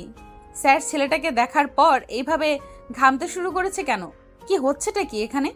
আমিও তো বুঝতে পারছি না যে স্যার হঠাৎ করে হলো কি, স্যার কেন ঘেমে যাচ্ছে আমি নিজেও বুঝতে পারছি না। এই ছেলেটাই বা কে? এই ছেলেটাকে দেখার পর থেকেই এরকম অবস্থা হলো কেন স্যারের? ছাত্রছাত্রীগুলো নিজেদের মধ্যে বলা বলি শুরু করেছে। স্যার আবার চিৎকার করে বলে ওঠে, কি হচ্ছেটা কি এখানে? সবাই চুপ করো। আর এই ছেলে, তুমি কি ভার্সিটিতে নতুন এসেছ? জি স্যার, আমি নতুন এসেছি। আগে ভার্সিটি থেকে ট্রান্সফার হয়ে এখানে ভর্তি হয়েছি। ওকে ঠিক আছে, বসো। আর ক্লাসে কোনো বেয়াদবি করবে না। কে থেকে তোমাকে মাফ করে দিলাম। নেক্সট টাইম থেকে ভালো কাপড় চোপড়, ভালো পোশাক পরে আসবে। কথা বলে স্যার বের হয়ে যায় ক্লাসরুম থেকে। সবাই অদ্ভুতভাবে তাকাতে থাকে শান্তর দিকে। মুহূর্তের মধ্যে কথাটি পুরো ক্যাম্পাসে ছড়িয়ে পড়ে, ভাইরাল হয়ে যায় শান্ত। সবাই বলাবলি শুরু করেছে এই বিষয়টা নিয়ে। সবাই ভাবতে থাকে কে এই ছেলে। অন্যদিকে নয়ন আর প্রকাশ আবারও চলে আসে শান্তর কাছে আর এসে বলে ওঠে, আজ থেকে আমাদের মায়ের কথা মনে থাকবে। আমরা হলাম দুলাল ভাইয়ের ছেলে পেলে। আমাদের সাথে লাগতে আসা মানে নিজের জীবন হারা, বুঝেছিস? কথাটা বলে চলে যায় প্রকাশ আর নয়ন। ভার্সিটি প্রায় ছুটির সময় ছাত্র ও ছাত্রীগুলো নিজ নিজ গন্তব্যে যাওয়ার উদ্দেশ্যে প্রস্তুতি নিয়েছে। এমন সময় আবারও শান্তর সাথে দেখায় স্যারের। চোকাচুকি হয়ে রেখে দুজন চোখে হেঁটে চলেছে বহু পরিচিত সেই মুখ দুটো। অনেকদিন পর দেখা হলো। কোন এক ভার্সিটিতে এখনও সবাই আর চোখে তাকিয়ে আছে আলামিন স্যার এবং শান্তর দিকে। কেউ কোনো কথা বলে না। চোখের বাসায় দুজন দুজনকে মুচকি এসে বেরিয়ে পড়ে। রাস্তার এক সাইড ধরে আনমনে হেঁটে চলেছে শান্ত। পরনে ঢিলে ঢেলা পোশাক, ময়লাযুক্ত। কি যেন ভেবেই গুটি গুটি পায়ে রাস্তার এক সাইড দিয়ে হেঁটে চলেছে। সাইডে দাঁড়িয়ে থাকা মানুষগুলো চোখে তাকায় আর শান্ত সাইড দিয়ে চলে যায়। হঠাৎ করে একটা লাক্সারি রেড কালারের গাড়ি পানির উপর দিয়ে যাওয়ার সময় সাথে কাদা পানি দিয়ে পুরো গোসল করে চলে যায় শান্ত। শান্তনু ছেলেটার পুরো শরীর কাদা পানি দিয়ে একাকার হয়ে ওঠে। রেগে ফেটে পড়ে শান্ত চিৎকার করে বলে ওঠে, এই বড়লোক বাবা, ধনির দোলালি চোখে দেখতে পারিস না? কথাটা বলার সাথে সাথে গাড়িটার কিছু সামনে এগিয়ে গিয়ে আবার পিছনে ফিরে আসে। ফুল স্পিডে গাড়িটা ব্যাক দেওয়ার কারণে আবারও কাদা পানিতে সমস্ত শরীর গোসল হয়ে যায় শান্তর। শান্ত এবার কোনো কথা না বলে পাশের একটা ইটের টুকরো তুলে নিয়ে গাড়ির কাঁচ ভেঙে ফেলে। সাথে গাড়ির দরজা খুলে গাড়ির ভেতর থেকে সুন্দর একটা পা বের হয়ে আসে। বের হওয়ার সাথে সাথে পরপর বেশ কয়েকটা শব্দের একটা শব্দ দূষণ হয়ে ওঠে। শব্দ দূষণের মুখরিত হয়ে ওঠে সমস্ত জায়গা জুড়ে। থাপ্পড় খাওয়ার সাথে সাথেই মাথা উঁচু করে তাকায়। সামনে দাঁড়িয়ে আছে সঞ্জিদা। সঞ্জিদা বলে ওঠে, কুত্তার বাচ্চা, তোর সাহস হয় কি করে তুই আমার উপরে কথা বলিস? কলেজে তোকে উচিত শিক্ষা দিলাম, তারপরেও তোর শিক্ষা হয়নি? মেয়েটা একের পর এক গালি দিয়েই চলেছে। ছেলেটা নিজেকে শান্ত করে কোনো কথা না বলে সেই জায়গা থেকে চলে যেতে শুরু করে। পেছন থেকে সঞ্জিদা বলে ওঠে, কালকে তুই ভার্সিটিতে আসিস, তোকে দেখে নেব ফকিন্নি কোথাকার। কথাটা বলে চলে যায় সঞ্জিদা। শান্তকে কোনো কথা বলে না, চলে আসতে শুরু করে। বেশ খানিকটা দূরে মানুষের অগোচরে খোলামেলা নির্জন পরিত্যক্ত রাস্তার মাঝে লাক্সারি একটা গাড়িতে চড়ে নিজের গন্তব্যে রওনা দিতে পকেটে থাকা ফোনটা বেজে ওঠে। ফোনের স্ক্রিনে তাকিয়ে শান্ত দেখতে পায় সাব্বির ফোন করেছে। ফোনটা রিসিভ করতে পাশ থেকে সাব্বির বলে ওঠে, ভাই আজকে রাতে শাহরিয়ারের ছেলে দুলাল অস্ত্র পাচার করবে, সাথে কিছু মেয়ে পাচার করবে, খবর পেয়েছি। যারা দেশের ভেতরে ঢুকবে তারা যেন দেশ থেকে বের না হতে পারে সে ব্যবস্থা কর। মনে রাখবি, সেখানে এতটাই রক্তের স্রোত বইবে যে খবরের প্রতিদিনের পত্রিকায় এই প্রথম লেখাটি ভেসে উঠবে। ওকে ভাই, কাজ হয়ে যাবে। শহরের বাইরে থেকে আমাদের বেশ কিছু ছেলে পেলে অলরেডি পুরো জায়গাটা দখল করে নিয়েছে। শান্ত নামে ছেলেটা আর কোনো কথা না বলেই কলটা আস্তে করে কেটে দিয়ে বাড়ির উদ্দেশ্যে যেতে থাকে। বাড়ির ভেতর প্রবেশ করতেই দরজা খুলে দেওয়ার সাথে সাথে শান্ত বাড়ির ভেতর প্রবেশ করে। পেছন থেকে মাইশা বেগম বলে ওঠে, শান্ত শোন, তোর বিয়ে ঠিক করেছি তোর বাবার বন্ধু হাসান সাহেবের মেয়ের সাথে। মেয়েটার নাম সঞ্জিতা। মেয়েটা দেখতে পরীর মতো, অনেক সুন্দর। তোর জন্য ছবি নিয়েছি, তোর ঘরে টেবিলের উপর রাখা আছে, দেখে নিস। আর বিয়ের দিন তারিখ ঠিক করে নিয়েছি। আমি এখন বিয়ে করতে পারবো না, আমি নানান কাজে ব্যস্ত আছি। তোমাদের বিয়ে খেতে হলে তোমরা চলে যেতে পারো। তুই বিয়ে করবি না মানে? তোর বাপ সহ বিয়ে করবে। বুড়ো হবি তারপরও বিয়ে করবি না তুই? হ্যাঁ ঠিক আছে, তাহলে বুড়ো বয়সে বাবার সাথে বিয়ে পড়িয়ে দাও ওই মেয়ের। তবে রে। কথাটা বলে শান্ত চলে যায় জোরে নিজের রুমে। তারপর ফ্রেশ হওয়া খাওয়া দাওয়া করে জন্য নিচে আসে। সন্ধ্যা হয়ে যায়। সন্ধ্যায় কাউকে কোনো কিছু না বলে বাসা থেকে বের হয়ে যায় শান্ত। ধীরে ধীরে রাত হতে শুরু করে। আকাশটা ধীরে ধীরে ঘন কালো মেঘে ছেড়ে যেতে শুরু করেছে। আকাশের উজ্জ্বল তারাগুলো ঘন কালো মেঘের আড়ালে নিজেকে লুকিয়ে ফেলতে শুরু করেছে। বলতে বলতে ঝিরিঝিরি বৃষ্টিতে মুখরিত হয়ে উঠতে শুরু করেছে পরিবেশটা। থই থই আকারে বজ্রপাত দমকা হাওয়ায় পরিবেশটাকে শীতল করে তোলে। পরিবেশে যেন ভয়ঙ্কর কোনো কিছুর জানান দিচ্ছে। পরিবেশটা অন্ধকার হতে শুরু করেছে। সন্ধ্যায় মানুষজন নিজ নিজে গন্তব্যে ছুটোছুটি করছে। অন্ধকারে ঢেকে গেছে পুরো গোটা রাজ্যটা। বেধড়ক গতিতে একের পর এক বেশ কয়েকটা গাড়ি নিজের গতিতে নিয়ন্ত্রণ হারিয়ে রাস্তা কাঁপিয়ে শব্দ দূষণ করে সামনে এগিয়ে চলেছে। গাড়িগুলো মাত্র কয়েক মিনিটের ব্যবধানে পরিত্যক্ত একটা বাড়ির গেট ভেঙে ভেতরে প্রবেশ করে। গেট ভাঙার শব্দে বাড়ির ভেতরে থাকা বেশ কিছু ছেলেপুলে বাইরে বের হয়ে আসে। বাইরে আসতেই দেখতে পাই পরপর 15 থেকে 20টা কালো কালারের গাড়ি সারিবদ্ধ হয়ে দাঁড়িয়ে আছে। এদিকে দৌড়ে গিয়ে একটা ছেলে ভেতরে গিয়ে বলে ওঠে, ভাই বাইরে কিছু মানুষ এসেছে। কে এসেছে? এই তোরা গিয়ে দেখ, অন্য কেউ হলে উড়িয়ে দিবি। উপর থেকে দুলাল ভাইয়ের নির্দেশ আছে। কথাটা বলার সাথে সাথে কামরুল চলে যায়। নাড়ু মালগুলো পকেট করতে থাকে। হঠাৎ করে বাড়ি থেকে দুম করে একটা শব্দ হয়। শব্দ যেন পুরো বিল্ডিংটা ধসে পড়ে। হুড়মুড় করে বাড়ির ভেতরে সবাই বের হয়ে এসে দেখতে পায় কামরুল নামের ছেলেটা মাটিতে গড়াগড়ি খাচ্ছে। তার সারা শরীর থেকে রক্তে রঞ্জিত হয়ে গিয়েছে। শরীরে 2 হাত কেটে ফেলে রেখেছে অজানা এক মানুষ। মানুষটার সামনে গাড়ির ওপর বসে আছে।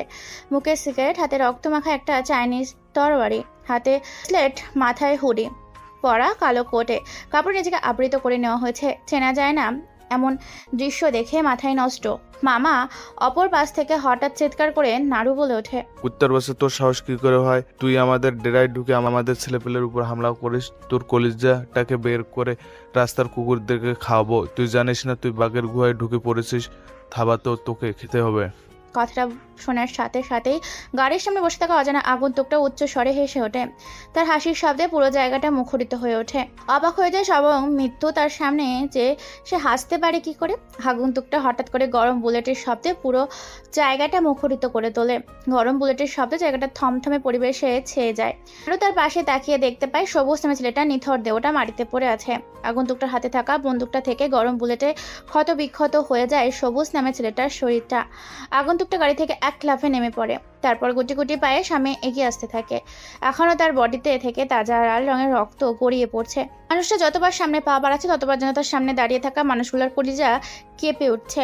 আশপাশ থাকা ধুলোবালি আর আবর্জনাগুলো আকাশে উঠতে শুরু করেছে। এতটাই ভয়ঙ্কর হিংস্র চোখ দিয়ে সামনে এগিয়ে যাচ্ছে রক্তের নেশায় রক্তক্ষয়ী দানব। আগন্তুকটা মৃদু কণ্ঠে বলে ওঠে, আমি যেখানে যাই সেটাই আমার হয়ে যায়। আমি যে ডেরায় যাই সেটাই আমার হয়ে যায়। আগন্তুকটার মুখে এরকম কথা শুনে পাশে দাঁড়িয়ে থাকা সাইম আগন্তুকটাকে যখনই আঘাত করতে যাবে তখনই শরীর থেকে চোখে নিমেষেই আলাদা করে ফেলে সাইম নামে ছেলেটার দেহটা। এটা দেখে নাড়ু বলে ওঠে, খাঙ্কির পুত, আমি তোর চোখের সামনে তোর বাপ দাঁড়িয়ে থাকা সত্ত্বেও তুই আমার ছেলেদেরকে হাত দিস। আমার ছেলেপেলেগুলো কোথায়? তোরা কে আছিস? এদের জীবিত কাউকে বের করতে দিবি না। এটা শোনার সাথে সাথে আগন্তুকটা হেসে ওঠে। হাতে থাকা তরবারিটা ফেলে দেয়। সাথে সাথে সবুজ নামে ছেলেটার বুক বরাবর গেঁথে যায়। এটা দেখে পায়ে দুপা পিছিয়ে যায় নাড়ু ও তার দলের ছেলে মেয়েগুলো। দল বেঁধে সামনে এগিয়ে থাকে নাড়ু ও তার দলের ছেলে পুলেগুলো। হঠাৎ করে বুলেটের শব্দে জায়গাটা মুখরিত হয়ে ওঠে। যেমন আকাশে প্লেন বা বিমান চলাচল করলে যেমন শব্দ দূষণ হয়, ঠিক তেমনই বুলেটের শব্দে জায়গাটা শুধু ভো ভো করে ওঠে। সবাই পেছনে তাকিয়ে দেখতে পায় অন্ধকারে কে যেন কোথা থেকে স্পাইপার নিয়ে গুলি মারছে নাড়ু ও তার দলকে। কয়েক মিনিটের ব্যবধানে নাড়ুর প্রত্যেকটা ছেলেপুলে মাটিতে লুটিয়ে পড়ে। আগন্তুকটা মুচকি এসে বলে ওঠে, তুই ভাবলি কি করে সিংহের গায়ে হাত দিবি? আরে বন্দুক থেকে বুলেট বের না। শোন, বন্দুক থেকে বুলেট বের হওয়ার আগেই সিংহের হুঙ্কার শুনে সেই বন্দুকের ভেতরে গিয়ে আব্বা আব্বা বলে চিৎকার করে, আর তুই তাকেই মরার ভয় দেখাচ্ছিস। আগন্তুকটার মুখে এরকম কথা শুনে নাড়ু থমকে যায়। চোখের ভয়ের প্রতিচ্ছবি ভেসে উঠেছে। তবুও নিজেকে কঠিন এক শক্তির মাঝে রেখে গলা উঁচু করে তীর মাখা কণ্ঠে বলে ওঠে, আমি নাড়ু, আমি যাই বলি তাই করি। তোকে মারতে হবে, তুই যেই হও না কেন। কথাটা বলে নাড়ু নামের ছেলেটা এক ধারালো তরোয়ার হাতে নিয়ে আগন্তুক দিকে এগিয়ে যেতে থাকে। চোখের পলকে হঠাৎ করে বিকট আওয়াজে একটা শব্দ দূষণ হ্যাঁ। বন্দুকটার হাতে থাকা বন্দুক থেকে গরম একটা বুলেট গিয়ে নাড়ু নামের ছেলেটার ডান পায়ের হাঁটুতে লাগে। আগন্তুকটা চোখের ইশারা দেওয়ার সাথে সাথেই সাব্বির বেশ কিছু ছেলেপুলে মিলে নাড়ু নামের ছেলেটাকে গাড়ির সামনে এনে বেঁধে ফেলে। তার সামনে একটা সোফা সেট এনে বসিয়ে দেয়। পায়ের উপর পা রেখে আগন্তুকটা বসে পড়ে। ব্ল্যাক কালারের সিগারেট বের করে ধোঁয়াগুলোকে টানতে থাকে। বিষাক্ত ধোঁয়াগুলো মাঝে মাঝে নিকোটিনের দূষিতময় আবহাওয়া বাতাসের সাথে মিশে যায়। অট্টহাসিতে মেতে ওঠে সেই রক্তের নেশায় পাগল হয়ে যায়। মরিয়া হয়ে উঠেছে আগন্তুকটা।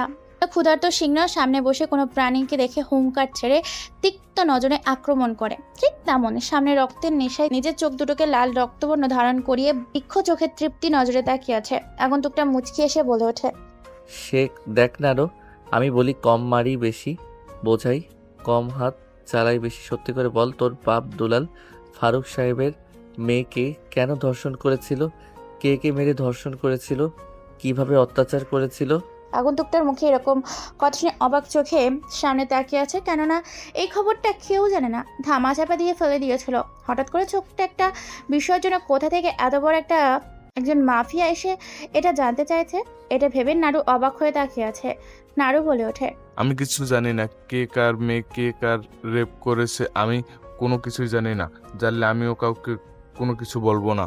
আগন্তুকটার এরকম কথা শুনে মুচকে একটা হাসি দেয়। হাত রেশা দেওয়ার সাথে সাথেই কয়েকটা হেডফোন নিয়ে আসে সাব্বির। আগন্তুকটার দিকে একটা হেডফোন বাড়িয়ে দেয়। আগন্তুকটা একটা হেডফোন পরে নেয়, সাথে বেশ একটা ছেলেপুলে একটা বক্স রাখা হয়। এরপর টিপ টিপ করে বৃষ্টি পড়ছে, সাথে সাথে আকাশের বজ্রপাত ও বিদ্যুতের বৃষ্টি চমকানো। তারপর খোলামেলা বাংলো বাড়ির আঙিনায় বসে একের পর এক হত্যাকাণ্ড চালিয়ে যাচ্ছে ভয়ঙ্কর এই আগন্তুকটা কোনো কথা বলে না। আজকে একটা হাসি দিয়ে ডিজে গান ছেড়ে দেয়। বক্সের ভিতর থেকে একটা প্লাস বের করে নানু নামের ছেলেটার পায়ের বুড়ো আঙুলের নখ তুলে ফেলে। তারপর সেই নখের স্থানে একটা ঝুলি রেখে হাতুড়ি দিয়ে এলো পাথরে পেটাতে থাকে। মুহূর্তের মধ্যে ঝুলি নখের আঙুল ভেদ করে মাটির সাথে গেঁথে যায়। এইভাবে পরে নখ তুলতে থাকে। এমন সময় খেয়াল করে সামনের ছেলেটা ব্যথায় ছটফট করছে। যেমন গভীর জল থেকে কোনো মাছকে ধরে এনে শুকনো কোনো ডাঙা জায়গায় রাখলে সে পানি ছাড়া ছটফট করে মৃত্যু যন্ত্রণায়, ঠিক তেমনই অত্যাচারের আঘাতে নিজেকে কাতর করে ছটফট করতে থাকে নারু নামের ছেলেটা। এর দিকে মুচকি এসে আরেকটা নখ তুলে ফেলে। পরপর বেশ কয়েকটা নখ তুলে ফেলে, প্রায় অনেকগুলো ঝুলি মেরে দেয়, মাটির সাথে গেঁথে ফেলে। ক্ষতস্থানগুলোকে রক্ত টকবক করে ফোটে বিন্দু মরিচের গুঁড়ো ঢেলে দেয়, সাথে সাথে একটু মিষ্টি জাতীয় যেমন চিনি, যাতে সেখানে পিঁপড়া এসে যুক্ত হয়। এমন তো শরীরের রক্তের সাথে যেন পিঁপড়াগুলো তার মাংসগুলোকে খুবলে খুবলে খেতে পারে। মুহূর্তের মধ্যে সেখানে কয়েক মিলিয়ন পিঁপড়া সারিবদ্ধ হয়ে মিছিল করতে নাড়ু নামে ছেলেটার পা দুটোকে আঁকড়ে ধরতে থাকে। এই দৃশ্য দেখে নিজের চোখ যেন চোখের জায়গা থেকে বেরিয়ে আসবে। আর্তনাদ ও চিৎকারে পুরো জায়গাটা কেঁপে ওঠে। কিন্তু তার চিৎকার ও আর্তনাদ কারো কান পর্যন্ত পৌঁছায় না, কেননা সবার কানে হেডফোন বাঁধা। পিঁপড়াগুলো আনন্দের সাথে রক্ত মাংস মিষ্টি চিনি খেয়ে আনন্দের সাথে সেখানে বাসা করতে শুরু করেছে। সেটা ছটফট করতে থাকে, হাতের ইশারায় কিছু বলতে চায়, কিন্তু এটা দেখে আগন্তুকটা ইশারা দেওয়ার সাথে সাথে সবাই হেডফোনগুলো খুলে ফেলে। এটা দেখার সাথে সাথে নাড়ু নামের ছেলেটা ভয়ঙ্কর চোখ নিয়ে ভয়ে কণ্ঠে আকতি মিনতি করে কাঁদো কাঁদো গলায় চিৎকার করে বলতে থাকে, ভাই আমি বেশি কিছু জানি না, আপনি আমাকে ছেড়ে দেন। আমি আপনাকে সব সত্যি কথা বলছি। তার আগে আমার শরীর থেকে এই ক্ষুধার্ত পিঁপড়াগুলোকে সরিয়ে ফেলুন। আমি এদের বিষাক্ত কামড় আর সহ্য করতে পারছি না। মনে হচ্ছে আত্মাটা আমার শরীর থেকে ফিরে বেরিয়ে যাচ্ছে। ছেলেটার এরকম আর্তনাদ আর ভয়ঙ্কর কণ্ঠের স্বর শুনে পেছনে দাঁড়িয়ে থাকা বেশ কিছু ছেলেপুলের চোখে জল চলে আসে। এরকম ভয়ঙ্কর শাস্তি এই প্রথম কাউকে দিতে দেখলো সাব্বি সহ বাকি কিছু ছেলেপুলে। আগন্তুকটা হাতের ইশারা দেওয়ার সাথে সাথে নাড়ু নামে ছেলেটার পা থেকে পিঁপড়াগুলো সরিয়ে ফেলে। নাড়ু ছেলেটার দীর্ঘশ্বাস ফেলে বলে ওঠে, আমি কোনো কিছুই জানি না, শুধু এটুকুই জানি ঠাহারিয়ার ছেলে দুলাল ছদ্মবেশে অনেক ব্যবসা করে আর একে সাপোর্ট দেয় উপরে থাকা বেশ কিছু মন্ত্রী ম্যাজিস্ট্রেট। একদিক দিয়ে তাকে জেলে ঢুকালে অন্য দিক দিয়ে সে বেরিয়ে এসে স্যারের একটা মহিলা হোস্টেল চালায়, কিন্তু আসলে সেখানে ছদ্মবেশে তিনি প্রতিলয় চালায়। গোপনে সেখানে বাইরে থেকে লোক গিয়ে মেয়েদের সাথে ব্যবসা করেন। দৈনিক সেখানে তার প্রায় 3 থেকে 4 লাখ টাকা ইনকাম হয়। প্রায় কয়েকশো কোটি টাকার মালিক সে।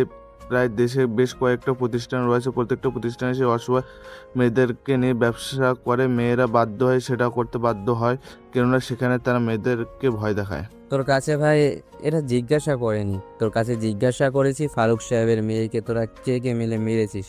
এটা আমি সঠিকটা বলতে পারবো না, কেননা আমি সেখানে ছিলাম না। শুধু এটুকু বলতে পারবো ফারুক সাহেবের মেয়েকে অনেকে মিলে মেরেছে। বাকি কথাটুকু বলতে পারে না। তার আগেই সামনে বসে থাকা কালো পোশাকে আবৃত সে আগন্তুকটা মায়াবী এক হাসি দিয়ে বলে ওঠে, আমি মাফিয়া কিং শান্ত চৌধুরী। তোর বাপ দুলাল, তার বাপ শাহরিয়ার আমার নামটা শুনলে প্যান্টের চেইন খুলে পেশাব করার আগেই প্যান্টে পেশাব করে ফেলে, আর তুই বলিস আমাকে মারবি। কথাটা বলে হাসতে থাকে মাফিয়া কিং শান্ত চৌধুরী।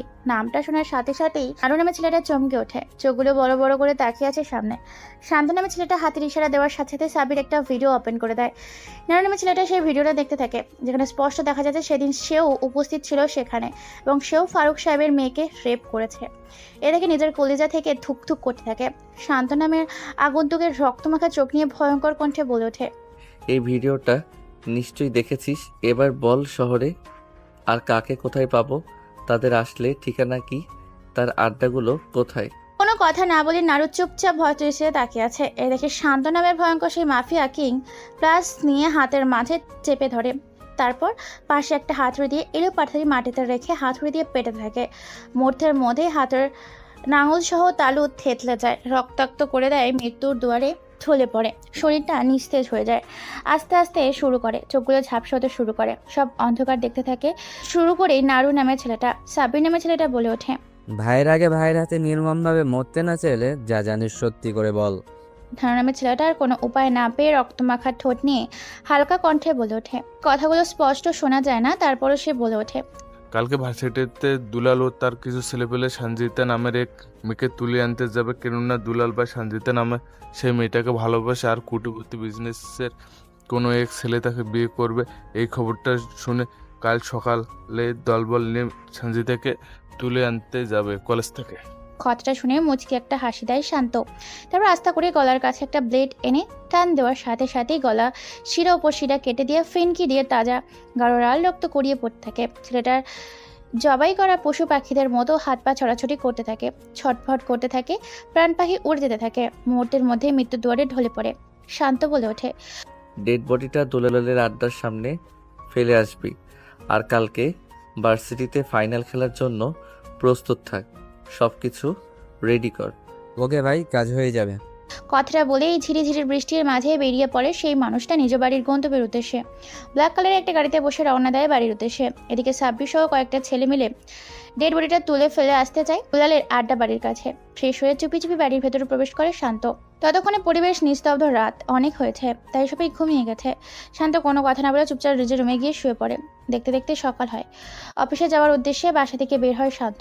এমন সময় পেছন থেকে বলে ওঠে, শান্ত শোন, আজকে মেয়ে পক্ষের বাড়ি যাব বিকেলবেলায়, তাই রেডি থাকবি। মা, তুমি এই কথাটা কাকে বলছো? বিয়ে কি সেটা কি তোমার ছেলে জানে নাকি? লিসার কথা শুনে থেমে যায় শান্ত। পেছন ঘুরে মুচকি এসে বলে ওঠে, তুই ভুলে যাচ্ছিস তুই আমাকে বিয়ে দিয়ে তুই নিজের সর্বনাশ করছিস। কারণ তুই যে বিয়ের জন্য লাফালাফি করছিস, সেই মেয়ে তোকে এই বাড়ি থেকে বিদায় করার জন্য উঠে পড়ে লাগবে। দেখা যাবে কে কাকে তাড়ায়। শান্তর কোনো কথা না বলে চুপচাপ অফিস যাওয়ার উদ্দেশ্যে বেরিয়ে পড়ে। অফিসে গিয়ে নিজের রুমে বসে কাজ করতে থাকে। এমন সময় ফারুক সাহেবের চায়ের কাপ নিয়ে আসে আর বলে ওঠে, এই নাও বাবা তোমার চা। প্রান্ত নিজের কাজ বন্ধ করে চাচার কাছ থেকে চায়ের কাপ নিয়ে বলে ওঠে, চাচা, আপনার মেয়ের খুনের সঠিক বিচার হয়ে গেছে, আর কয়েকজন শাস্তি পেতে বাকি আছে, সেটাও খুব শীঘ্রই খবরের কাগজে দেখতে পাবেন। বাবা ওরা ভালো লোক না, ওরা খুব ভয়ঙ্কর, হিংস্র। আমার উপকার করতে গিয়ে নিজের পরিবারের ক্ষতি করো না। আমি যা হারানোর তা তো হারিয়ে ফেলেছি, তা তো আমি আর ফিরে পাবো না। তুমি তোমার সুখের পরিবারটাকে নিজের হাতে মেরো না। জন্ম মৃত্যু কখন কোথায় সেটা উপর থেকে তৈরি করা, সময় হলে টিকিট কাটতে হবে, কোথায় মরবো বলা যাবে না। তাই মরার আগে অন্যায়ের প্রতিবাদ করতে আমি সব সময় সবখানে আছি। এর জন্য যদি মরতে হয় সেটাও আমি রাজি। ফারুক সাহেব সবকিছু জানে। শান্ত যে একজন বাংলাদেশের বড় মাফিয়া কিং, এরপর একজন গ্যাংস্টার, সেটাও জানে। চাটা সম্পূর্ণ খেয়ে ফারুক সাহেবের চোখের পানি মুছে দিয়ে বলে ওঠে, খবরের কাগজে ন্যায় বিচারের অপেক্ষায় থাকুন। কথাটা বলে ব্যক্তিগত কাজে বেরিয়ে পড়ে কোনো এক উদ্দেশ্যে। অন্যদিকে সকাল 10টা বেজে হেলতে দুলতে ভার্সিটিতে প্রবেশ করছে শান্ত নামের সেই ছেলেটা, যার পরনে অনেক মায়া, যে দেখতে অন্যরকম, যে সমস্ত অন্যায় সহ্য করে নিজেকে সামনে এগিয়ে যেতে বিশাল এক যুদ্ধে সমর্পণ হয়েছে।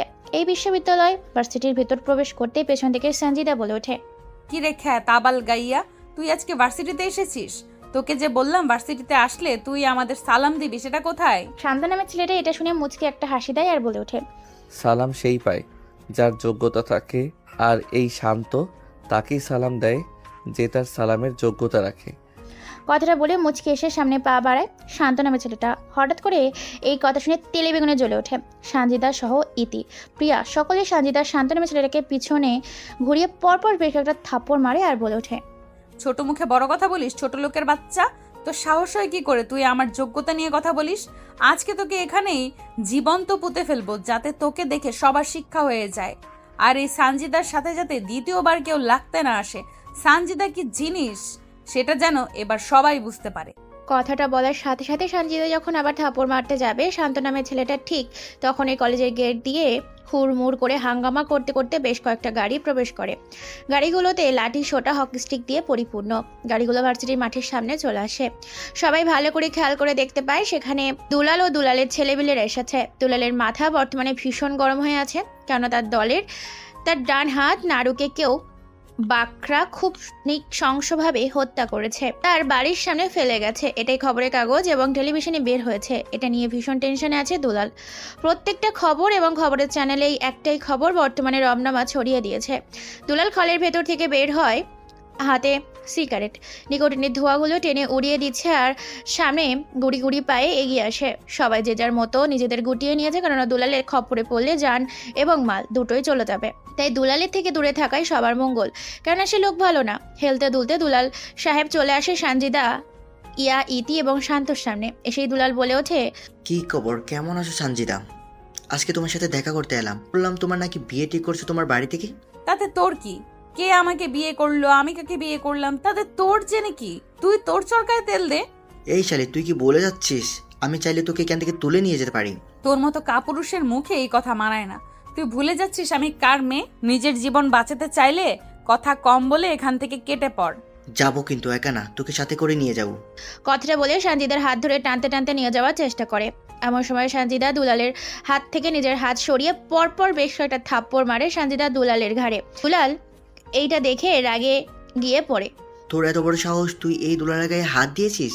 যেখানে এই দুলালের নাম শুনলে বাঘ মহিষ বন্য প্রাণীগুলোর ভয়ে পালাবদ্ধ হয়, সেখানে তুই এই দুলালের গায়ে হাত দিয়েছিস? কোদার তো তুই এই কোদার জালে আক্রমণ করছিস।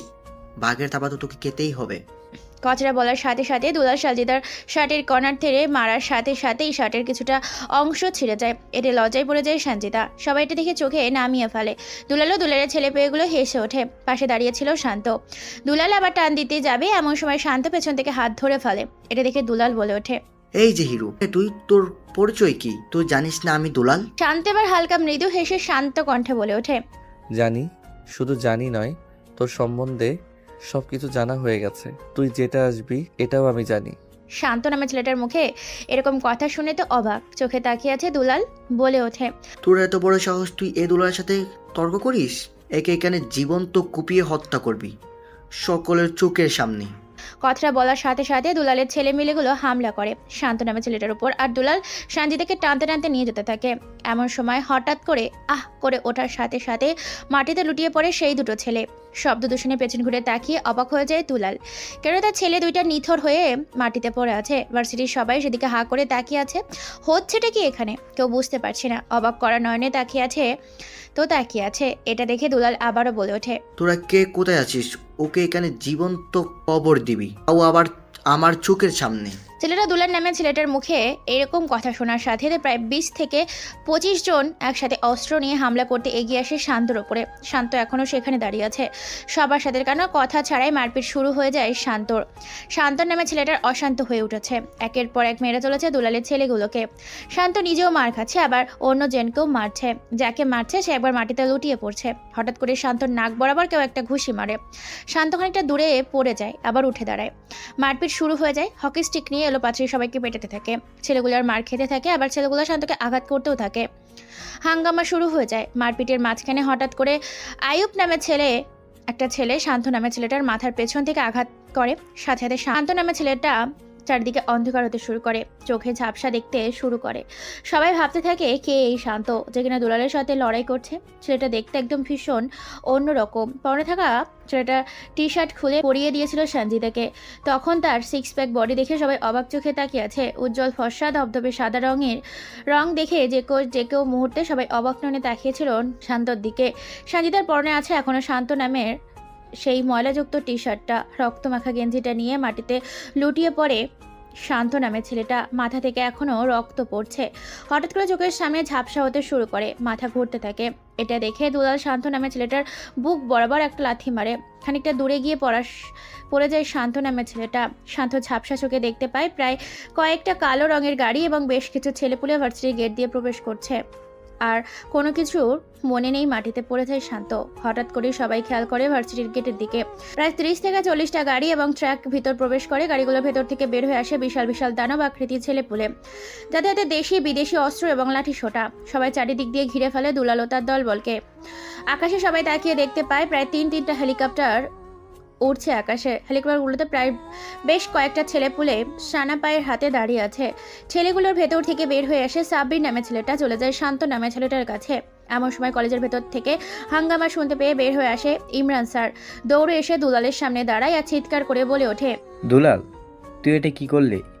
ঘুমন্ত সিংহকে খেপিয়ে তুললি। তুই তো আর বাঁচতে পারবি না, তুই তো মরবি। সাথে পুরো কলেজটাকে তুই বন্ধ করে ছাড়বি।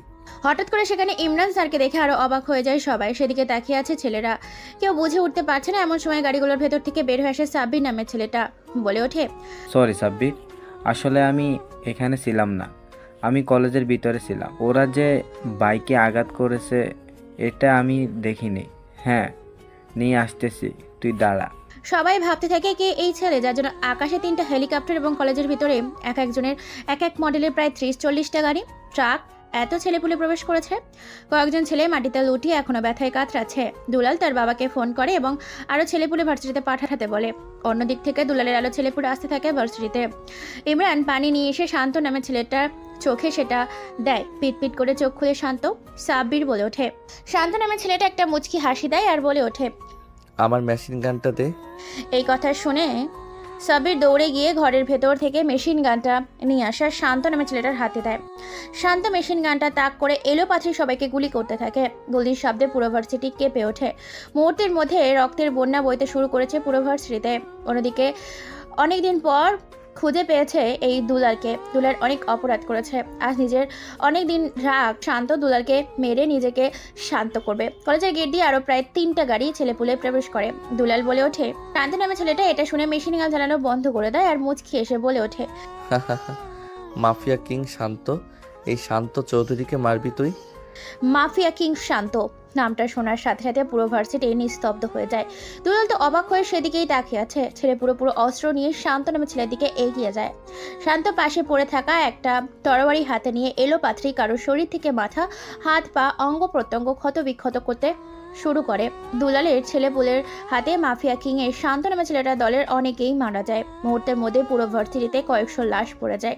দুলাল হা করে সেদিকে তাকিয়ে আছে, কেননা সানা পায়ে দিয়ে আকাশ থেকে 3টা হেলিকপ্টার করে গুলি করছে শান্ত এবং তার দলের ছেলেগুলো।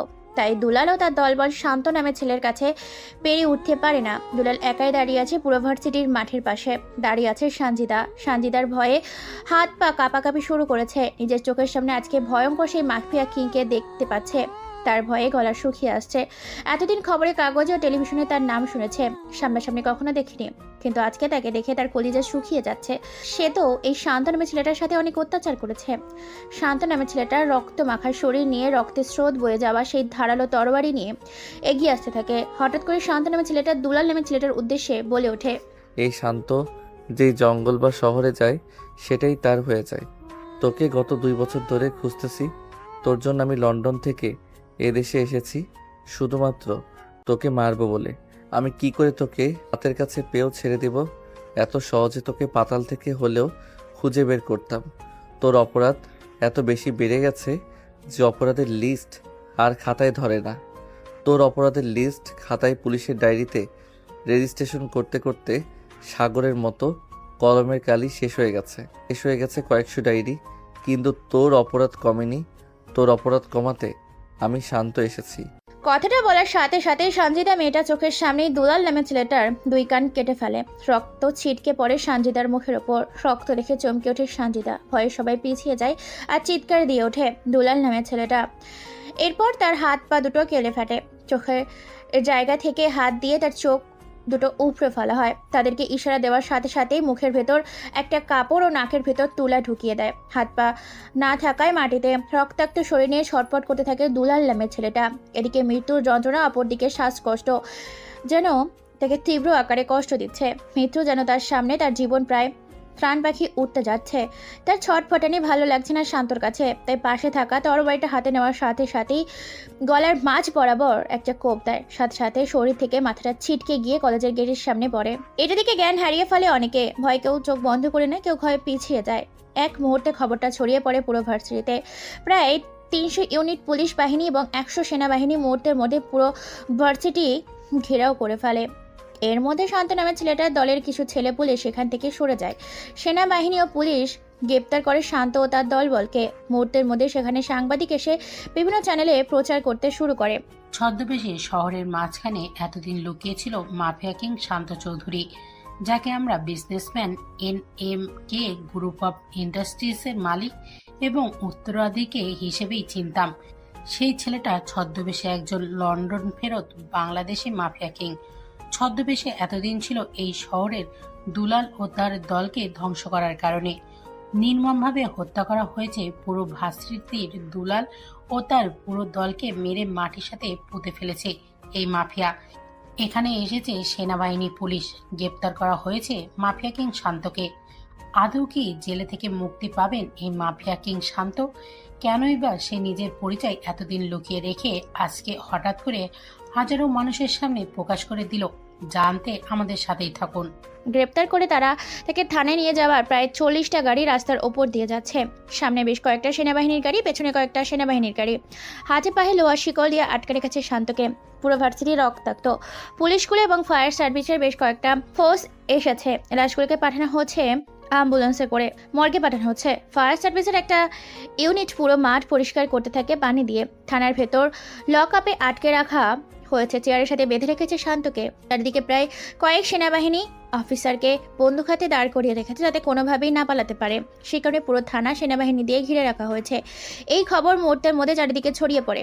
শান্ত একজন মাফিয়া কিং, এটা তার পরিবার জেনে যায়। তারা বিশ্বাস করতে পারছে না তাদের ছেলে একজন ভয়ঙ্কর মাফিয়া কিং। যারা ভয়ে সবাই আন্ডারগ্রাউন্ডে চলে যেতে বাধ্য হয়, সেই শান্ত হচ্ছে একজন মাফিয়া কিং। শান্ত নামের ছেলেটা এখনো থানার ভেতর বসে আছে, এখনো নিজের রাগ কমাতে পারে না। শান্তর বাবা মা বোন রওনা দিয়েছে প্রায় বড় বড় উকিল নিয়ে থানার উদ্দেশ্যে, নিজের ছেলেকে বাড়ি ফেরার কারণ তারা জানে তাদের ছেলে যতই মাফিয়া কিং হোক না কেন কোনোদিন খারাপ কাজ করতে পারে না। তাই উকিল নিয়ে থানার উদ্দেশ্যে রওনা দিয়েছে। শান্তকে থানার ভেতর আটকে রাখার ঠিক 10 মিনিট পর প্রায় 10 থেকে 12টা গাড়ি থানার ভেতর ব্রেক মারে। সবাই স্যালুট করতে থাকে একের পর এক আইনমন্ত্রীকে। আইনমন্ত্রী মামুন ভেতরে প্রবেশ করার সাথে সাথে পুলিশ অফিসার বলে ওঠে, স্যার আপনি এখানে কেন? আমাকে বললেই তো হয়ে যায়। তো চুপ কর শালা, তুই যা কাজ করেছিস তাতে তো তুইও মরবি, সাথে আমাকেও মারবি। তোকে কে বলেছে ভাইকে গ্রেপ্তার করে আনতে?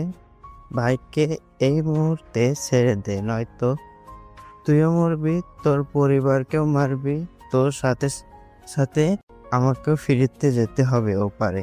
ও একজন অপরাধী, ওকে আমি ধরে এনেছি, এতে আমার দোষ কি? আরে বেটা চুপ কর, তার দাপট সম্বন্ধে তুই জানিস না। আমেরিকার মতো শহর এবং চীনের মতো শহর তাকে সাপোর্ট করে।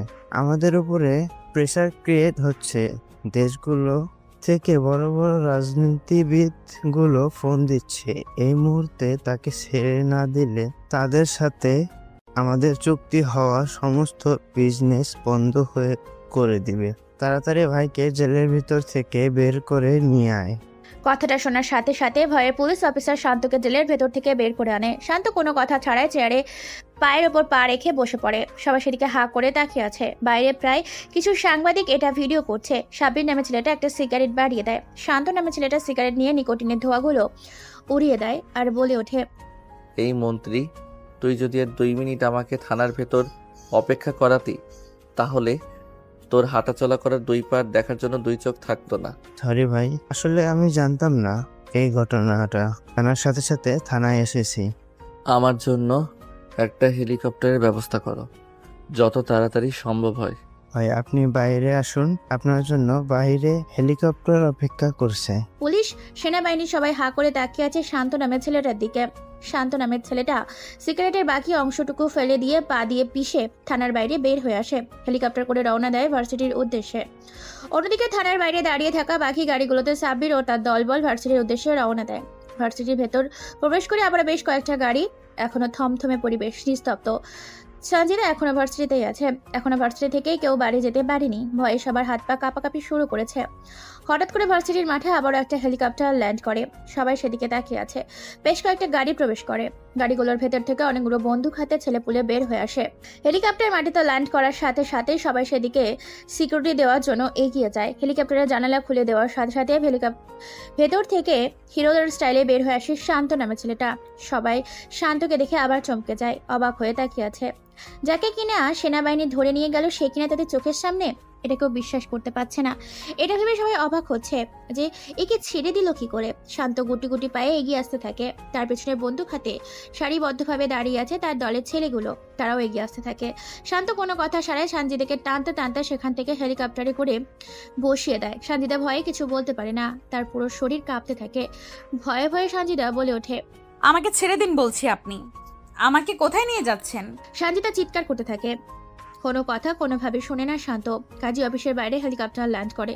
অন্যদিকে শান্ত হেলিকপ্টার থেকে নেমে কাজী অফিসের ভেতর প্রবেশ করে। এদিকে থানার ভেতর প্রবেশ করে মায়েশা বেগম আর তার পুরো পরিবার। শান্তকে জেল থেকে বের করার জন্য জেলের ভেতর ঢুকে দেখতে পায় শান্ত তো দূরের কথা, সেখানে পুলিশগুলো নাজেহাল অবস্থা। পুলিশ অফিসার মায়েশা বেগম ও রমজান সাহেবকে দেখে বলে ওঠে, স্যার আপনারা হঠাৎ করে এখানে কি মনে করে? শান্ত কোথায়? আপনারা তাকে কোথায় রেখেছেন? ম্যাম আসলে স্যার তো এখান থেকে অনেক আগে চলে গেছে। ওনাকে জেল থেকে ছাড়ানোর জন্য স্বয়ং আইনমন্ত্রী মামুন স্যার এখানে এসেছিল। হয়তো উনি এতক্ষণ বাসা চলে গেছেন। এই কথা শুনে তো সবাই অবাক হয়ে যায়। ছেলে এত পাওয়ার, এটা শুনে তো অবাকের চরম পর্যায়ে পৌঁছে। সেখানে দেরি না করে সবাই মিলে বাড়ির উদ্দেশ্যে রওনা দেয়। এদিকে কাজী অফিসে বসে মাথায় বন্দুক রেখে কপাল বরাবর রেখেছে শান্ত। শান্ত বলে ওঠে, এই কাগজে তুই সই করবি নাকি তোর মাথা থেকে মগজটা আলাদা করে ফেলবো? প্লিজ আমাকে ছেড়ে দাও, আমার ভুল হয়ে গেছে। আমি তোমাকে অনেক অত্যাচার করেছি, আমাকে মেরো না। আমি তোমাকে বিয়ে করতে পারবো না। আমার একজনের সাথে বিয়ে ঠিক হয়ে গেছে। আমি কোনো কিছু শুনতে চাই না। এখানে একটা বুলেট আছে আর তুই একজন। ট্রিগারে চাপবো আর তুই শেষ। এখন তোর কাছে। সঞ্জিতা কোনো উপায় পায় না, কান্না করতে থাকে। কেউ তাকে বাঁচাতে আসে না। ভয়ে কাগজে সই করে দেয়। এরপর তাকে নিয়ে আবার হেলিকপ্টার করে বাড়ির উদ্দেশ্যে রওনা দেয়। শান্ত কিছুক্ষণের মধ্যেই বাড়ির ছাদে হেলিকপ্টার ল্যান্ড করে। হেলিকপ্টার থেকে নামিয়ে আনে সঞ্জিতাকে। এবার বাড়ির ভেতর প্রবেশ করে। বাড়ির ভেতর প্রবেশ করতে সবাই চমকে যায় শান্তকে দেখে, কেননা শান্ত চোখ গরম করে তাকিয়ে আছে। আজকে শান্তর সাথে কোনো কথা বলতে সবার ভয়ে করছে। মায়েশা বেগম নিজের ছেলেকে এই প্রথম এই রূপে দেখেছে। ভয়ে কিছু বলতেও পারে না, চুপচাপ দেখছে। হঠাৎ করে পেছন থেকে সঞ্জিতাকে দেখতে পায় মায়েশা বেগম।